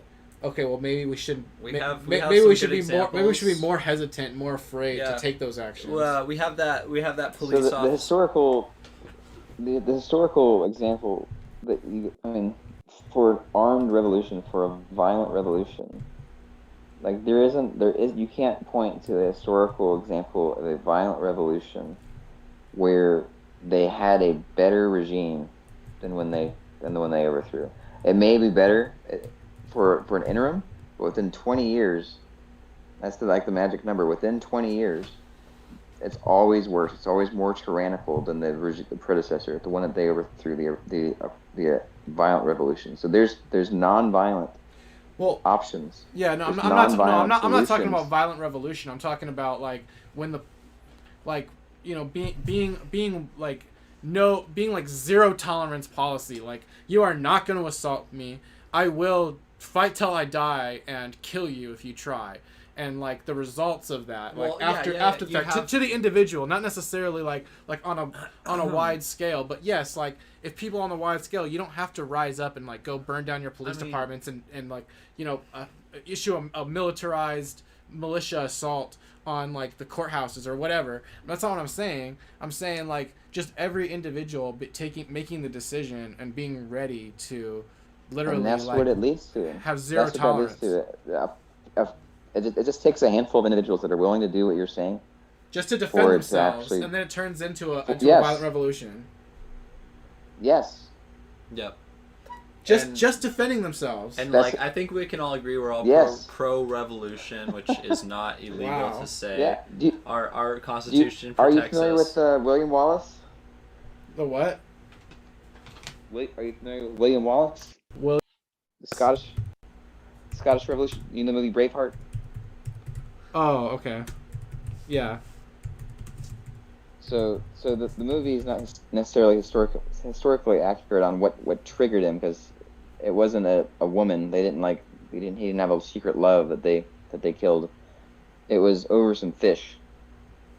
What set him off, like it was the oppression, like the British, the English were moving in on the Scots and had all these extra laws that they kept adding on, and he was out fishing one day, and he caught some fish, and he was taking his fish home, and a couple English soldiers, like stopped him and demanded to take his fish because they were just exercising their power and authority, and that was the fucking straw that broke the camel's back for William Wallace. And he fucking murdered those guys. Like he did exactly what you're saying. Like they were coming to attack him and take his fish, and he defended himself, and he just like slayed these guys. The original I wish a mother would. I wish a mother would. Yeah.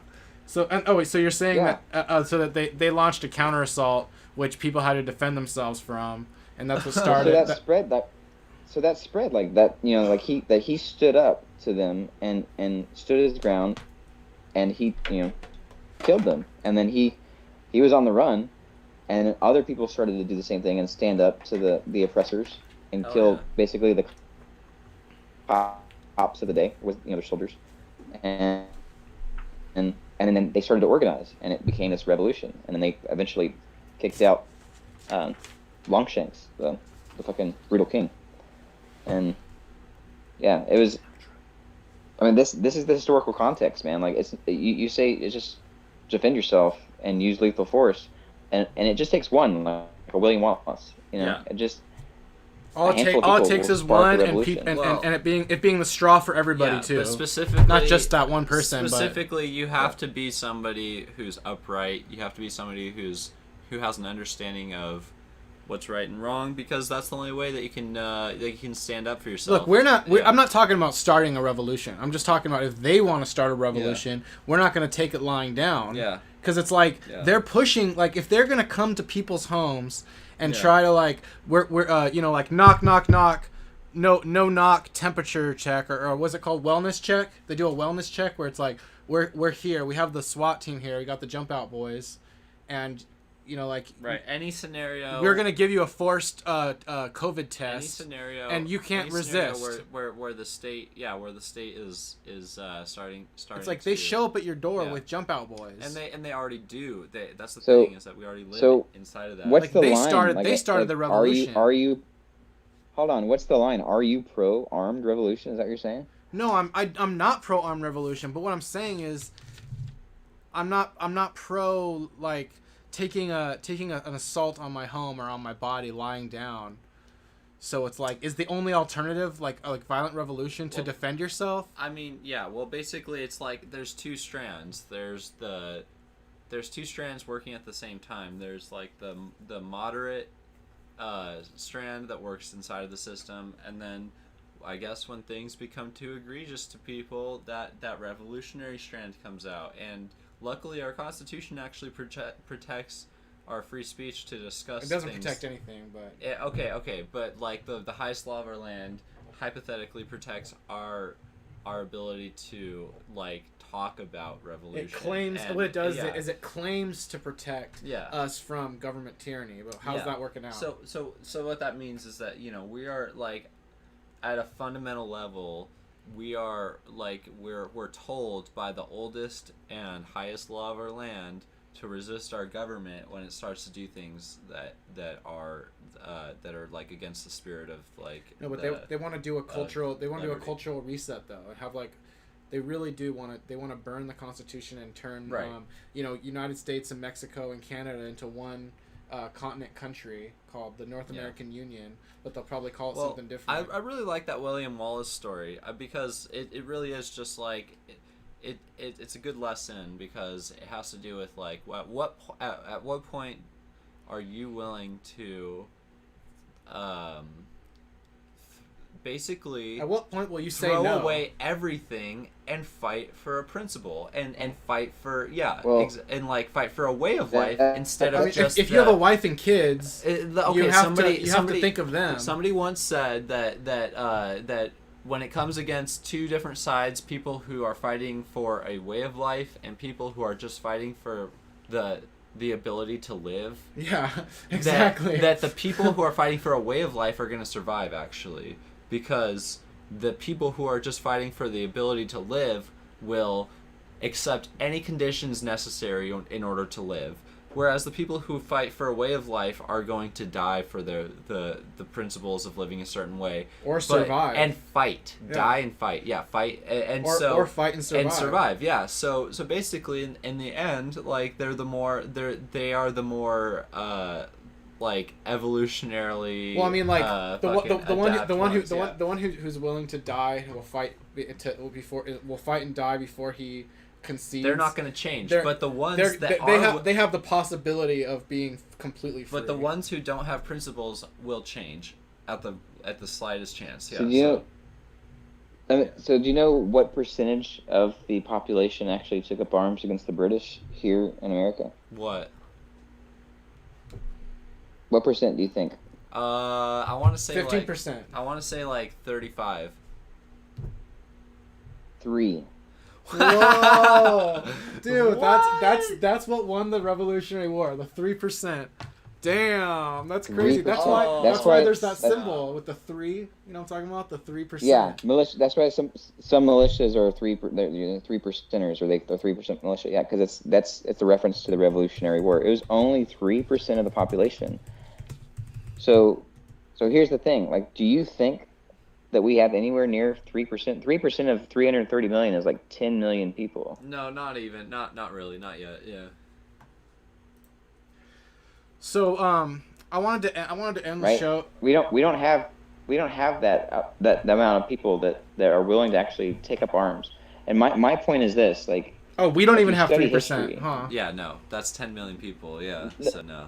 Yeah, so this my point is this, like, if you study history with revolutions, and even though there may have been leaps forward in the short term, the armed revolutions always revert back to a worse state within 20 years. Worse state of affairs. Yeah, because So- it's not the proper So you way. have to get It's right, just so I'm it's just to saying prevent total tyranny. I'm saying from a philosophical, from a moral standpoint, from an ethical standpoint, you know, let me ask you, Jared, because you seem pretty boisterous on the subject. All right. Do you value your life more than any other person's life? Yes. You do? Yes. Okay. Why is your life more important than somebody else's life? Well, I mean, I would risk my life for other people, but my life is the most important because I only have the ability to protect others as long as my life is secured first. Well, I'm not asking if it's more important. I'm asking if it has more value than anyone else's. Yes, it does, of course, and for the reason I gave, because I need to be capable and able. Like first, I need to be capable and able first. So yes, it is more valuable. So are you deserving of life more than someone else? No, only if they're trying to take my life, then yes, my life does have more value. I guess in a zero-sum scenario where there's like, you know, a switch and it's like you have to decide it's them or you. Like, I mean, that's like a My life has more crazy- value to me, but that doesn't mean that I think my life is more valuable than people's lives. But Yeah, to me, yeah. I would defend my life first before I defended other people's lives. But in a moral sense, like there's no I don't think that either of us believe in any sort of like entitlement over anybody else's lives, you know. No, I don't like, think. No, I don't think that like I deserve to live objectively more than anybody else, unless, of course, that person is violating somebody else. Then yes, I do have more value than them. I mean, like, they lose their value once they decide to violate somebody's rights. Then their life automatically has less value than anybody else's. It's not that my life has more value than theirs. It's that their life suddenly becomes less valuable than everybody else's in that action. And so you're saying it's morally justifiable to be the judge, jury, and executioner in that situation? To put a stop to violence, yeah, like, absolutely. If somebody is committing violence on myself or somebody else, and I'm a witness to it, and I'm capable and able, then yes, I have the ability and the responsibility to be both, judge, jury, and executioner. Yes. So does it require the execution? Does it require lethal force in order to stop violence? Not always, but if they're using lethal force, then it might. I mean, like, you can always shoot somebody in the foot. That's, like, super painful, and I'll always, incapacitate somebody, usually. Yeah. But you don't always have the luxury. So, like, it's always about the situation and what it calls for, you know, in the position you are, and what you're able to do to ensure that you stop that person. Right. So if somebody's using lethal force, how does that merit you using lethal force? How is that any better of a stop? Other than it, you know, can end their life. I mean, it kind of makes sense that like one of those parties started it, and like the other person doesn't want this to be happening. Like one party intended this to happen, the other party intended to end it. You don't have to, but if that's what it takes, is what I'm saying. You don't have to, So, but if so hold on. Let me give you a situation, because I think what you're envisioning is an extremely rare situation where somebody's actively using lethal force to try to kill you. Like, I mean, it's more rare in the gang of government, you know, because of the cops. it's not. I mean, more common, not more rare. More common in the gang government. But somebody breaks into your house. Yeah. What is your plan to deal with that situation? Somebody's breaking into your house. Okay. What do you do, Jared? They're kicking in the Damn. door. Well, coming in. because I've heard that if you leave them alive, they can give you shit in court, try to sue you, even though they were breaking into your house. They can actually sue All right, you if you leave with them ski alive. masks. They're breaking in 2 a.m. 2 dudes with ski masks. Yeah, if they're breaking in with ski masks, I feel yeah, like the only thing that's on my mind is I'm gonna, self-defense at that point. No, like, I'm gonna have my gun, and I'm gonna be like, I'm gonna aim for their heads. yeah, saying at the top of my voice. I'm gonna aim for their heads. That's what's Yeah. up. Because it's like, yeah, they're with ski masks and and they don't know I'm there, and they're trying to, like, they're there to kill me. You know what I mean? Like, they can't. You're expect... assuming. No. I'm not assuming anything. If they're there, breaking and entering, Yeah. they, So now they we're can talking expect. about- now They we're can talking- expect self-defense. Now we're talking about sort of like which means social- they're there to social- kill me. We're talking about social contract kind of theory, which is that like No, if you break somebody, it, if you that, break like, and entering, anybody in our society should because of a social if you contract don't know anything that about it, you have because to of a assume. social contract that you enter into as part of being part of the society that you understand certain boundaries. Yeah, basically that's like so it's basically like, obviously, if somebody violates your body, that's a more harsh example that illustrates that it's okay to defend yourself. And if somebody's violating your, like, I guess your privacy, your property, that would be like grounds to defend yourself, because like it would it would imply that they're going to go further than that. That they're going to go further than violating merely your property. That they could have a weapon and violate your fucking life. And Okay, but for you to jump to lethal force, you become the aggressor. You No, become the one that but makes that's the thing. leap. They're violating. Listen, hold they're on. violating a Listen. social contract. Hear Let me me talk. So bullshit. I say bullshit to your social contract fucking theory. All right. If somebody breaks into your house and they are not presenting a threat to you as far as lethal force, and you jump to using lethal force, you made the leap. You didn't match their level of force to try to bring that down and handle that and stop the violence. Like you said before, Jared, like you would do what it takes to subdue or stop the I violence. don't think it's assault. You made a leap. Well, dude, past okay, so that can we just back up and say to- that if it was not a to lethal matter of force. breaking into somebody's house, but if it was a matter of, say, like,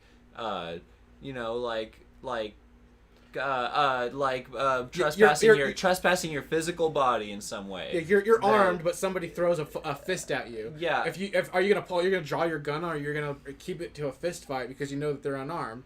Yeah, if it was. So now it's just a matter of, okay, if you can agree that it's okay to defend yourself if somebody's trespassing your physical body, then it's just a matter of saying, like, well, like, at what point do you fear that somebody's going to trespass your physical body? And if society agrees that somebody breaking into your private property is grounds for fearing that somebody is gonna trespass your physical body, then, like, it's not just what society believes. It's Okay. it's the fact of the matter to in any individual. in that But situation. the fact is, we live in a society that's based on precedent law. It's based on this common law theory that, like, laws are based on precedents that are set in case law, and no, it's based on the condition. Let's get out of that. Let's fuck that. Fuck what you're saying with precedent with the law and with societal belief. Like, I'm with Jared on this. Like, fuck that. Let's talk about you, like, in the morality of the situation.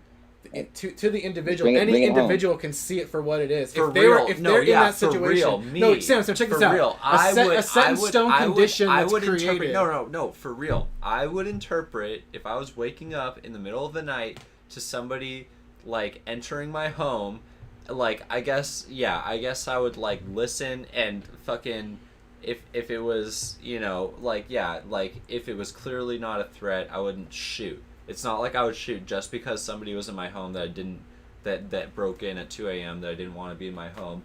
But, like, most likely I would be aiming my gun and ready to shoot, and most likely I would shoot, because the fact is somebody has no business being inside of your private property when they haven't been invited. Except what? Except if you've been invited in, right? No, but if they're there uninvited, then except what other kind of business do they have? What's the only kind of business that they could have being there uninvited with ski masks on in the middle of the night? Yeah, to trespass on your fucking personal body, on your fucking to physical... trespass on your property, or Yeah. to trespass on your body so that they can take your property. Which means that they've put they're I would have no they're problem they're the making aggressors. that. No, I would have no and you're problem. the defender. I would If have you're no not problem, assaulting yeah. you're not assaulting them by opening fire before they even see you. Literally, yeah. You're I like don't know. they're aggressing on you already, and you're defending you're defending what you have. It's sort of like you based on can't- the, it's sort of like if I can't element of put my- surprise, so any hold kind on. of, like this. any I- kind of advantage that you I have, justify you'll it. use. I justify and that. it's justified. I justify that by putting myself in the shoes of the aggressor and being like, what would it take for me to break into somebody's home? Well, I guess it would take me being willing to violate their fucking, or it would take me being willing to get shot because somebody interprets my actions as violating their safety. Like, that's what it would take. I would accept the action. I would accept the action of being killed if I was going to break into somebody's home. That's why if you were going to break into somebody's home, Yeah. you would be prepared to kill those people. That's what I'm saying. If you were going to break into somebody's Yeah. home, you would have to be prepared to kill those people. That's why the social contract thing really does matter, because So that's not. Hold on. That's not thinking in their shoes. That's using your thinking and applying it to their shoes. Thinking in their shoes would be like, okay, let's remove the ski mask out of the equation, and it could be somebody trying to go into their house and they're just drunk off their fucking ass, and mistakenly go into your house thinking it's their house. Okay. I actually have a friend who was killed in this very situation. Yeah. Yeah, I almost walked into somebody's apartment once thinking it was somebody else's apartment, and I froze, and I was like, holy shit, I could have just been killed just Man. now. Yeah. Right. So there's that. I mean, there's blind people walking into somebody else's Right. apartment Yeah. that they mistake it, right? There's somebody not in their right mind for other reasons, like mental problems or a recent head injury, or you have somebody that's just desperate because they're fucking starving, or they got kids that are starving, Yeah. and they're like, man, maybe if I can go in and get some food, or I can get some little bit of valuables and go sell this and feed my fucking kids, Yeah. right? That's putting yourself in their shoes. Now, are you going to kill them because of that, or are there other options to think about? Is there another way to make sure that you are not hurt or killed, or that your family isn't hurt or killed? Yeah. Do you have Okay, non-lethal? so Do you have you non-lethal? could hold them at gunpoint Hold and on. ask them about Hold what's on. going I on. think that- Hold on. Yeah, go Hold ahead, on. go ahead. Let me finish. Yeah, go ahead. Do you have are there non-lethal options available to you? You can still have a lethal option ready, but can you have, pepper spray bullets? Can you have taser? Can you have other defense mechanisms in your house? That you can go to, which is still force, So, dude, but not, can I- but not I'm not lethal saying- force. Can I just say like? Yes. Can I just say like? That those are really good points. And You could, but wait. And like the thing is like the paranoia I was talking about of like, oh, somebody's actually entering your house at 2 a.m. It could be either the evil empire of our fucking government, of our state, or it could be fucking your neighbor. But like, I think that I think it is. I think that ultimately God's gonna judge your heart whether or not my you God. fucking decided to just shoot without any kind of reservation, as opposed to somebody who would have reservation. Can I just say And something? but wait. But as far as the practical case by case, how we're gonna judge this case by case when it comes up in this country, in this moment, the thing is, we live inside of the heart of an evil empire, and you have to take that into account when you fucking hear about a case where somebody like attempts to defend themselves and maybe overreacts. Okay. Look, what I'm saying. Okay, yes, you could take less lethal actions, that doesn't mean that you still don't have the right to take lethal actions. Like you can't blame somebody. I mean, yes, you can't blame somebody. It could for be being, that situation. you It could be you a child cannot- who's there I'm to sorry. steal a few You little can't- valuables I'm to sorry, get money it's like, for food. It's like when you, but you still live- have the right to kill them. when you live, you still have the right wait, to use sorry, lethal sorry, force, sorry. When regardless of whether you Jared, choose shut up, to shut or up, not. wait. When you live in Where are you getting an this right? exceptionally violent police state, and especially in a moment where the state is conducting like extrajudicial violence, then you cannot blame somebody for being trigger happy when somebody enters their home unwarranted, No, it right? doesn't. Regardless of that. I'm Regardless sorry. of that. Regardless of that.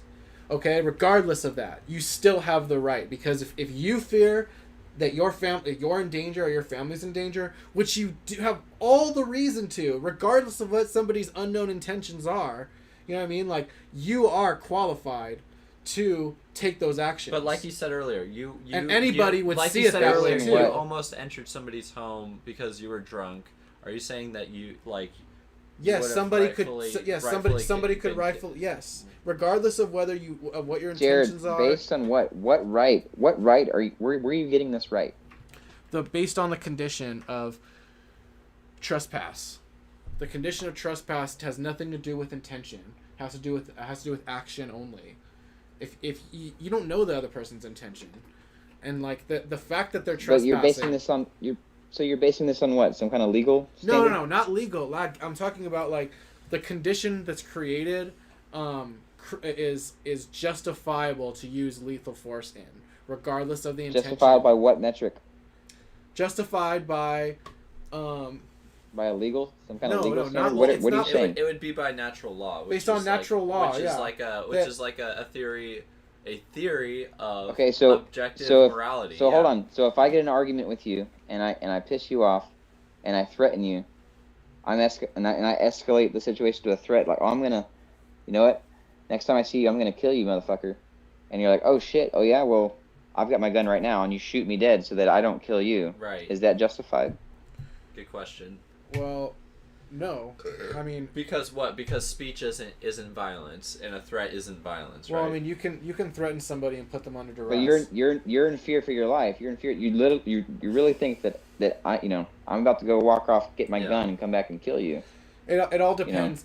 I think that first of all, there's So like hold on. karma's Like, gonna this- judge yeah. you, but then like I think you need to set aside some preconceptions and set aside your basis in societal norms. And yes, we're in a fucking police state, and it's really we can address some other things with that comment that your brother made, but I really want you to just look at this from the morality standpoint of, is your life more valuable than anyone else's? And as somebody who's taken many lives, I didn't consider these things until afterwards, Yeah. until after being haunted by this shit every day. So, Mike, every can I night. ask you something?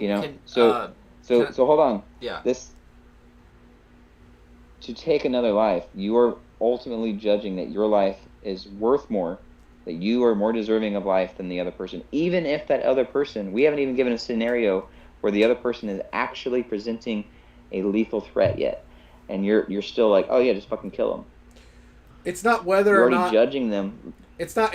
You're already judging them less worthy of life than you because you're scared. Wait, so Mike, you've been through the ringer on this, and like, so I want to know what your position is on this, like as far as like self-defense in the home. Yeah, he's saying it right now. Like, Well, okay, so like somebody enters your home, you would not use lethal force. I would. So, I wouldn't use lethal force. I can't think of a single instance in my life now that I would ever use lethal force. Wow, dude, no, I Somebody respect enters in that, my dude. home. Yeah. what if they were armed? And if What if armed men entered your home and they hadn't announced themselves yet? doesn't matter, I'm still going to use my voice first and try to. No, Yeah, dude, figure out what they want. That's such all a right, risk. all right. Well, can I tell you, Mike? Such a Like, risk. my brother owns firearms, and I don't. And like, I've never like made the decision to purchase a firearm because I've always like thought, that's something I'll do when I'm actually interested in defending myself on another level that I'm just not interested in yet, because I've never had the need to defend myself with firearms. But you know, my brother's been talking to me like, oh, like right now you need to buy a gun. It's time. And fucking okay. Like I see where he's coming from, but at the same time, I'm sort of with you where it's like using lethal force means doing something that's against my nature. He's saying he's not saying just because you don't use lethal force right away doesn't mean that you still should prepare yourself so that you have lethal force ready at hand. No, like because it's kind of stupid to leave yourself open like that. Okay. Like even more stupid. This is what I'm saying.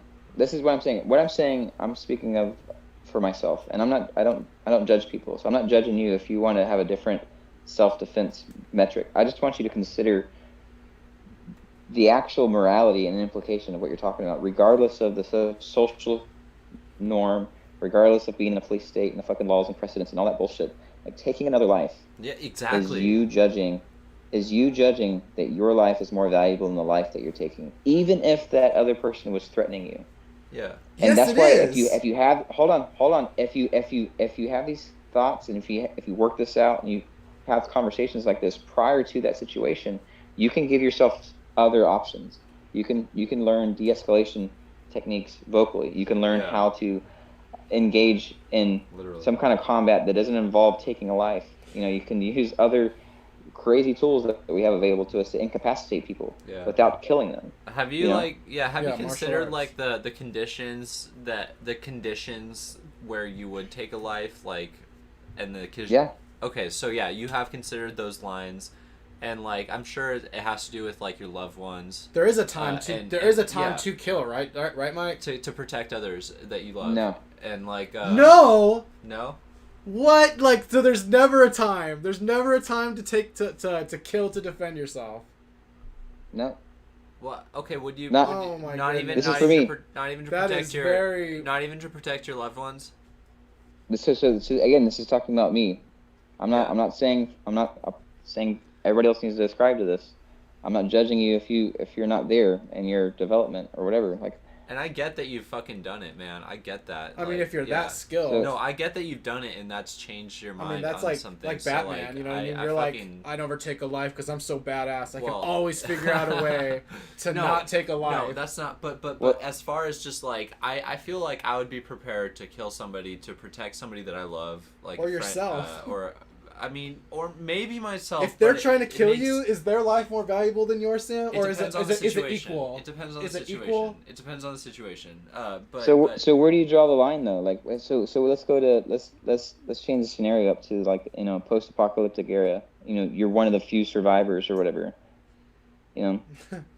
And okay. and everyone that's in the community that's still alive is fighting for scraps. You know, they're going house to house to try to find any food. Dude, I would protect my own life at that point because, like, at that point, there is no social contract. Oh. There's no sense of. If they're your neighbors though, and you know that like there's people out, these people are could be your neighbors. You'd want to de-escalate the situation, not resort to lethal force right away. It's like, okay, dude. But like, if they show any sign of being aggressive, once you hold them like, hey, freeze, buddy, and then they don't freeze, they turn around fast and they have you know what I mean? Boom, right in the fucking head. That's kind of my intuitive morality, is that if somebody is going to aggress upon me, I am going to aggress upon them. It feels almost like a compulsive, like I need to, because if I don't, then like I'm letting them get away with something. No, you're not letting them get away with it. You're defending yourself. No. If I don't defend myself, I'm letting them. Do you understand what I'm saying? Yeah. Yeah, you're letting. I'm saying you can defend yourself, and you can defend. If I don't defend, I'm sorry, I get it. Yeah. My position is you can absolutely defend yourself, and you can defend, you know, those that can't defend themselves. Like right now, I'm holding my 2-year-old because she woke up and came out, you know, and you can defend those that can't defend themselves.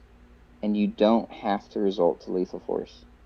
Right. But especially in 2020 where we have all these other options available to us to incapacitate somebody.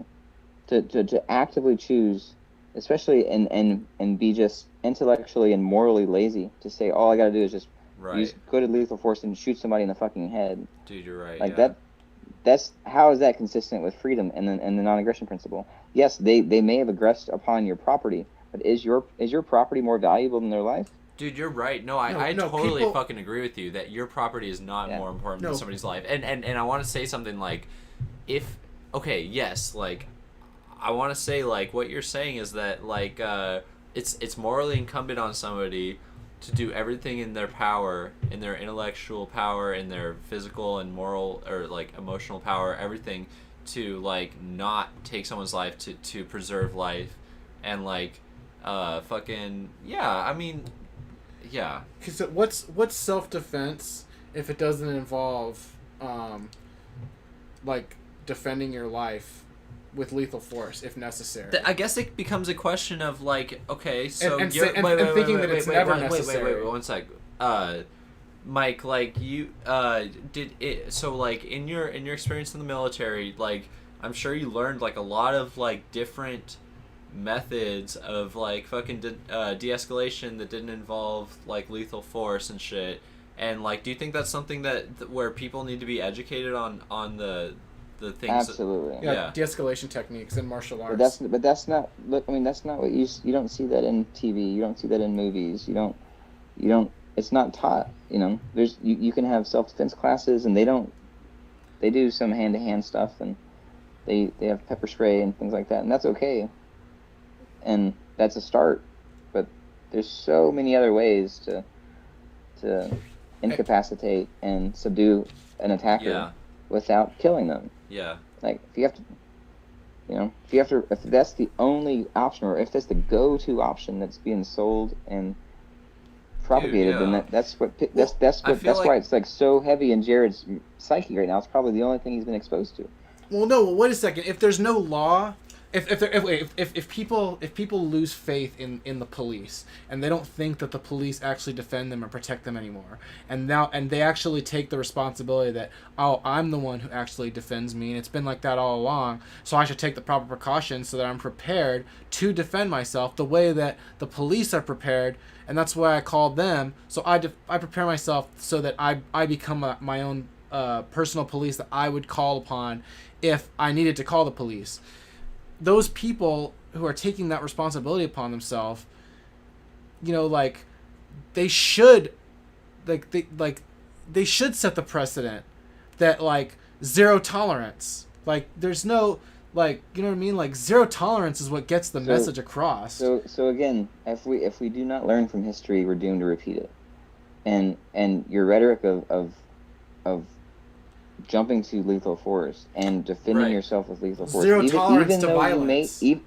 Even though you may be justified, you know, as far as societal norm and legal precedent and what's come before us goes, like, moving humanity forward into peace and to freedom, like, is going to require a peaceful revolution, an evolution of thought. So, and most people are not willing to commit physical violence against one another. Like, we've kind of been conditioned out of physical violence because of just the necessity of we used to have to work all day long with our bodies, like physical demanding work, in order to provide food for ourselves and have housing, you know, just the essentials to life to survive. That's not the case anymore for a lot of humanity. And so that, and you know, in the civilized world, like, most people don't have that kind of interaction with surviving with a physical demand, like working to get food and shelter and water. So the idea of physically engaging in combat with somebody is people aren't willing to do that, and that's why the violent crime rates have dropped. So can I ask Mike, like, what was your lesson with William Wallace? So I think you missed the lesson. The lesson with William Wallace was pointing to that it just takes one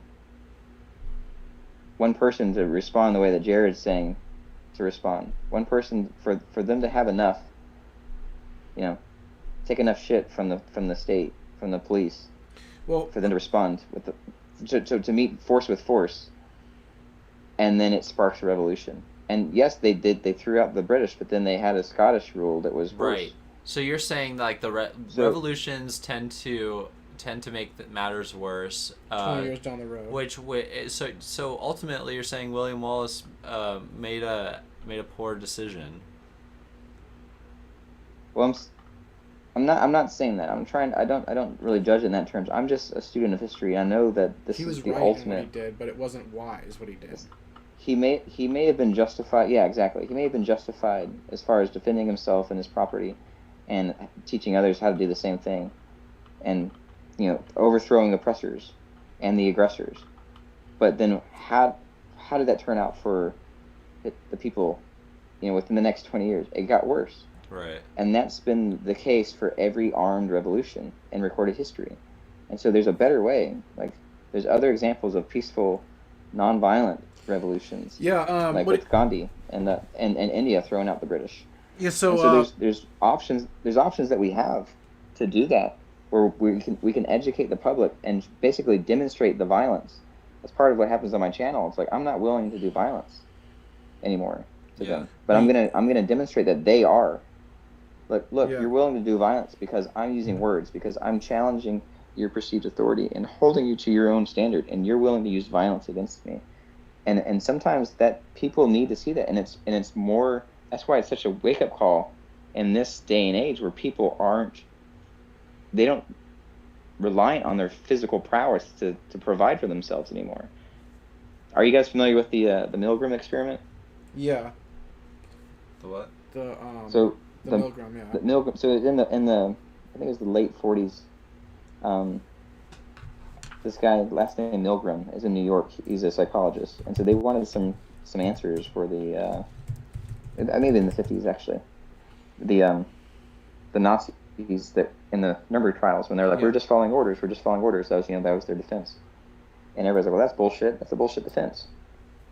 And so psychologists all around the planet were like, well, were the Germans just specifically evil people, or is this a common thing for everybody? So Milgram set up an experiment where he put an ad in the paper, just had a random, it was just specifically for men, so he had men show up, and they're going to be paid a certain amount for participating. And so they show up, they were told that it was on an experiment on being able to teach people, with pain. If you have a pain element or the threat of pain, are they going to be able to learn better? So they show up for the experiment. There's two guys. One guy's always in on the experiment, and then there's the actual guy that is the test subject. So they put their name in or whatever, and the guy draws it out. And the guy administering the electroshocks is the one who's not in on it. This person's faking that he's in pain. This person's giving him orders, Right. and seeing and saying raise the shock level to 2. Now shock him. Now raise the shock level to 5. Right. Now shock him. And seeing how far they can go, how far they can get people to continue to administer pain to another person. What a fucking loser! Holy shit! And it turns out Oh, 9 out of 10 people will go all the way. Yeah. What? Oh Will my go god! all the way to 10 it was- and Oh my electrocute. god! No, What it a was bunch of fucking 75%. rubes! Holy shit! Yeah, it was 75% of the people were willing to continue to go to give a lethal electrical shock. And a lot of them would stop and say, no, I don't know, the guy's screaming in pain, or he stopped making noise like a few shocks back. I think he might be dead, or, he might be Administer another unconscious. shock. And just because a guy in the lab coat is saying, no, it's okay. The experiment demands that you do it. It's okay. You do it. Just because some perceived authority, some guy in the lab coat is telling him, they continued. 75% of them did it. Well, they redid that experiment like within the last 10 or 15 years, and they had women participate, and men and women, and it was still 75%. Women were actually higher. It was interesting. Women by themselves were more likely to follow orders and kill somebody because some guy in a lab coat says to do it. But when you had 2 people, they changed the experiment. When they added more people, when he had 2 people, and one of them started having questions like, I don't know about this, I'm not going to do it. Then the other one started the questions like, yeah, I don't know, that this doesn't seem right. And then they would talk themselves out of it. The numbers dropped significantly when there was more than one person under the gun to follow orders. So the second person who is a plant would be like, I don't know about this, and then the They weren't just plants. With, just the with, only just plant. with two people, like there was two Yeah. people. One person felt was more likely It's to morally wrong. Yeah. to voice his concerns. Right. If there's two people, okay. To voice his concerns, because it's not just him making the decision. Gotcha. Okay. Right. So that's what I'm saying. Like when we get enough critical mass in the population to say, violence isn't the way. Enough is enough. We don't need to have a violent revolution. And if only 3% was willing to take up arms in the first American Revolution. Damn. Yeah. And we're never going to get near 3%. We're never going to get near 10 million people that are willing to take up arms today. Look at how much is eroded. It was a tax of less than 2%. That was the main catalyst in the first Revolutionary War, and people were taxed at 50% or more, and all this other bullshit that they're doing. We've been conditioned to not use violence because we're not physically required to physically get our necessities to survive: food, shelter, and water. And so then having a physical altercation, people are not inclined to do that. They'll watch, they'll sit and record, the police beating up on somebody, but where's the video of somebody intervening and stepping in front of the cop that's beating somebody? Well, yeah, but you'd see much more likelihood of somebody doing that if it wasn't a cop. Like if it was just a thug beating somebody up, you would see a lot of people who are willing to step up and use a physical force to stop somebody from beating somebody up. No. You would think so, but no. You don't think that the fact that if you raise your fist to a police officer, you could get a whole gang after you, makes no difference in the way in the. I'm not saying that it makes a difference. I'm saying that the numbers aren't going to be like what you're thinking. I think that it might be slightly more likely to have people intervene if it's not somebody in a cop costume doing the beating, but people are not. They're not conditioned, man. They're not conditioned, nor are they trained. Unless you have somebody that is trained and is willing, I'm going to fucking stop this. They jump in. But it's extremely rare. That's why I need you guys watch that video clip that I sent you.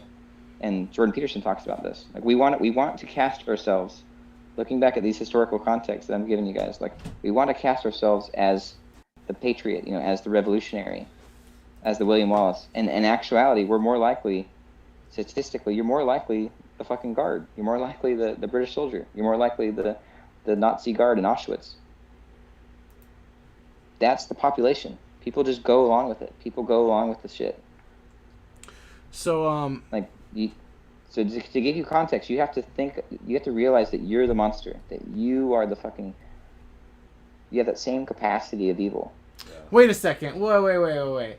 The capacity to defend yourself with lethal force is the monster. That's not what I'm saying. Is the monster? No. What about the person who joins the police? That's not what I'm saying, Jared.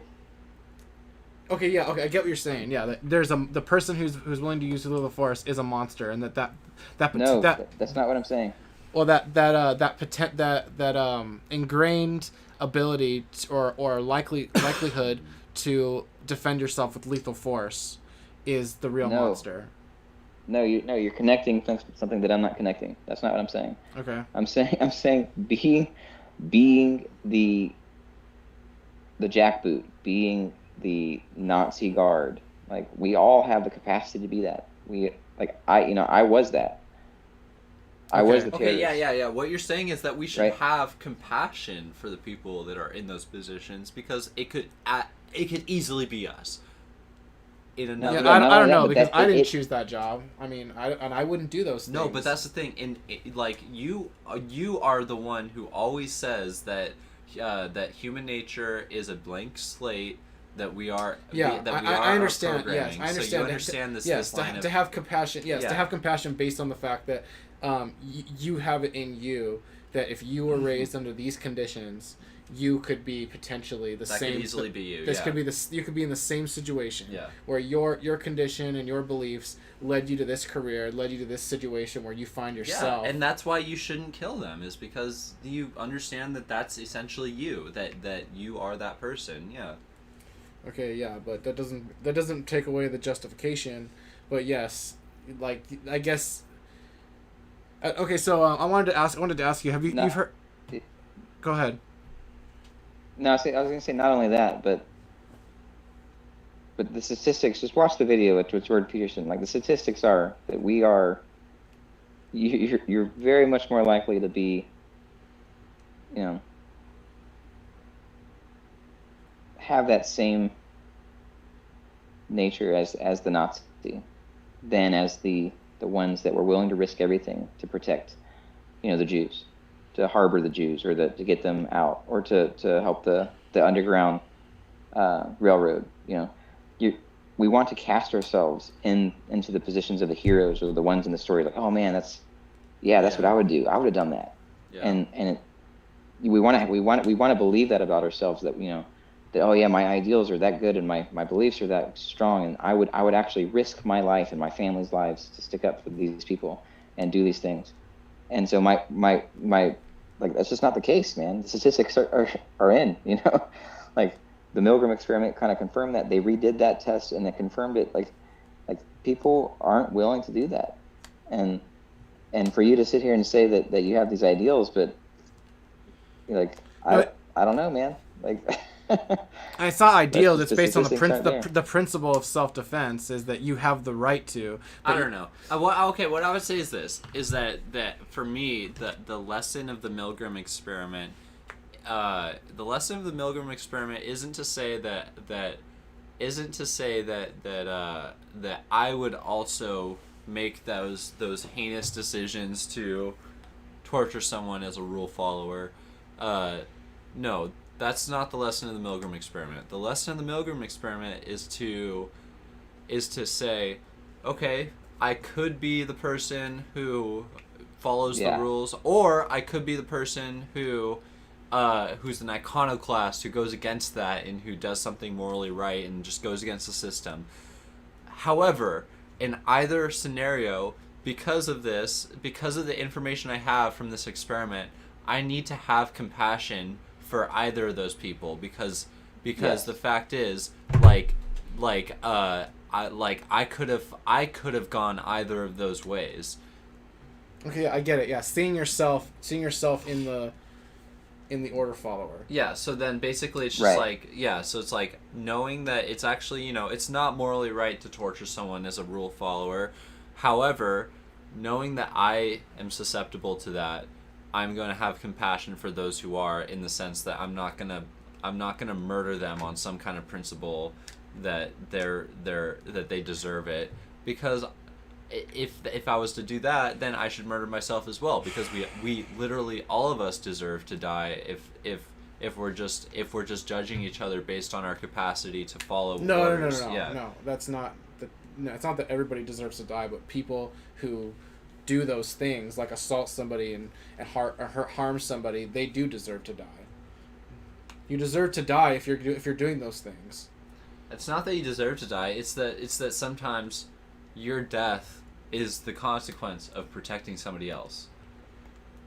I don't think deserving has anything to do with it. I think that if you're talking about what we deserve, we all deserve what the average person in the Milgram experiment deserves, which is that, like, on average, a human being deserves to fucking pay for being a sadistic, cruel order follower. Yeah. But the fact is, there's this thing called compassion that comes in and says, no, we're not going to just kill everybody. We're not just going to kill it. We're not just going to commit a mass suicide. We're not going to harm ourselves because of this. The William Wallace was a very powerful example of how you should be wise and avoid this, like, zero tolerance policy, and using lethal force at the drop of a hat to protect yourself. If it's like, the question is William Wallace the person being shocked, or is he the one giving the shock? Like, you know what I mean? Like, no, that's not comparable.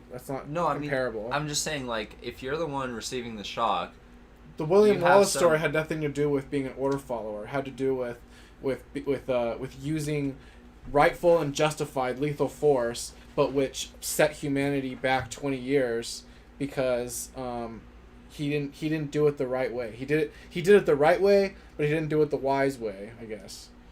you have to there's actually a more perfect way that he could have done it that wasn't perfect. It's like we were talking about last week when we said there's a difference between everything is right unless it's wrong, and then the idea that even though there's that threshold of what's wrong, everything is still wrong unless it's perfect. So it's like there's the perfect way to do it, which William Wallace didn't do, and as a result there was 20 years of regress. Well, I'm sorry. What would be the perfect way? Like The perfect way would be to Well, de-escalate the hold on. situation So I'm- non-lethally good or points. whatever. yeah, you guys are making some great points, and I just wanted to say that I brought up the William Wallace thing as a specific example of an armed revolution that sparked off of one guy using lethal force, and it was directly in relation to Jared's like being very adamant about Righteous lethal zero force. tolerance. Yeah, that's what makes it the counterexample. Hey, Right. are you familiar with what is his name? Derek Bros. I know we're gonna wrap it up. Are you familiar with Derek Bros, Mike? Derek Rose, no, I know Larkin Rose, but not Derek Rose. Oh no, Derek Bros. Derek Bros is an agorist and journalist and activist. And anyway, he advocates for teaching communities of to go through and role play on how, as a community, if a police officer was trying to assault somebody or kidnap somebody, that the community could actually gang up on that police officer non-violently and with their presence talk that police officer to get back in his car and leave them alone, like non-violently. Yeah. And you could Yeah, I think I have heard of this guy. Yeah. And you could non-violently like defend yourself as a community that way, like and to go through these role-playing exercises. Someone role plays as the cop, somebody role plays as the victim, and then 5 other people they role play on what they could say to the officer to let them know that they're not going to let him take him. They're going to keep that officer in conversation. And and with their presence and with their blocking, like just like how there's there's blocking with stage blocking, there's certain role play moves of blocking which you can use to and separate recording and streaming at the same time. Yeah. You can separate the victim from the police officer and get the police officer to leave and but It's good stuff. that's some good stuff. Yeah, but like I mean, I'm so skeptical of that, because then the police officer could come back with 10 police cars to really fucking show who's boss, arrest all those people. You know what I mean? Yeah. But then And sometimes that's what it takes. for more people to do that and get arrested like that. No, but I really do respect your emphasis on the moral weight of taking another life, because I mean I'm a Christian, and part of Christianity is loving your neighbors yourself. That there's this fundamental understanding that another person, their success is your success, that collectively we succeed when everyone else succeeds, and when we kill each other we're failing ourselves, and there's just this it totally makes sense, and taking a life, the worst case it means we have to be scenario, more skillful, like Batman. We need to be like Batman. We're like, you know what I mean? Like I refuse to take a life. That's why I'm a badass. Like we all need to make that. We all need to acquire those skills, so that we can have more non-lethal options available to us, so that we can avoid a violent revolution, even more so as it becomes harder. As they continue to try to provoke a violent revolution, we can continue to non-violently resist. Yeah. So before I close out the show, this has been a really great show. Thank you for coming on. I just wanted to mention one more thing. The idea of the constitutional carry states. That makes a huge difference in what's happening right now. This idea that there's only 13 states. Oh wait, until the 19th century. Where am I looking at here? Constitutional carry state list. I think it's like 15 now. But there's literally like only like. Yeah, click on the Wikipedia article. Okay. Are you familiar with this, Mike? The constitutional carry states? Yeah. Okay, yeah. So only like very few states. Let me just get the number here.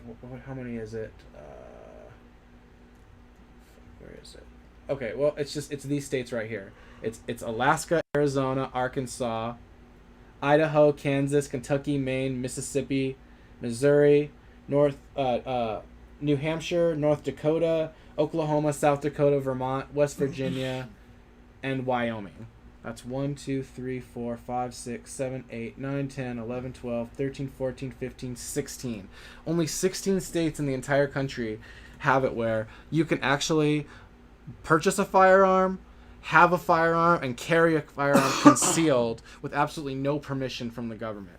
And this makes a huge difference on the government's ability to terrorize and, like, you know what I mean? Like, even in states where they have to have limited right, because permits, it makes it legally trickier for them to actually carry out violence on you. Yeah, so yeah. Police are going to be more respectful. The whole wearing a mask thing. Like right now, we have the ability to non-violently resist by not wearing a mask. Right. But only in the constitutional carry states are police not gonna fuck with you, because you could be carrying concealed legally. They have to be more respectful. You can, like, for me, I've never worn a mask. I've gone into grocery stores, and no one ever kicked me out or called the police or anything.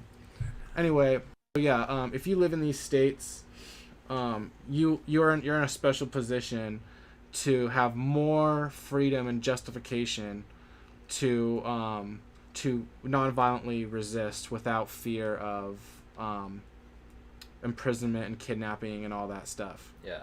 So just wanted to mention, and if you're thinking, it's really funny how I ended up here in Arizona. You know. It's very funny. I feel very lucky. I'm very, you know, I think that's one of the reasons. Anyway, we're gonna close out. Is there anything else that you wanted to add, Mike? No, man. Appreciate you guys. Yeah, thanks for chatting. It's been really fun. Thanks. It's been fun. Let's do this again sometime. And I will be calling those numbers tomorrow. Nice. Yeah. So. Cool. All right. Yeah. Close us out, Sam. Oh, okay. Yeah. All right, guys. Good night. Have a good night, Mike. All right. Take care.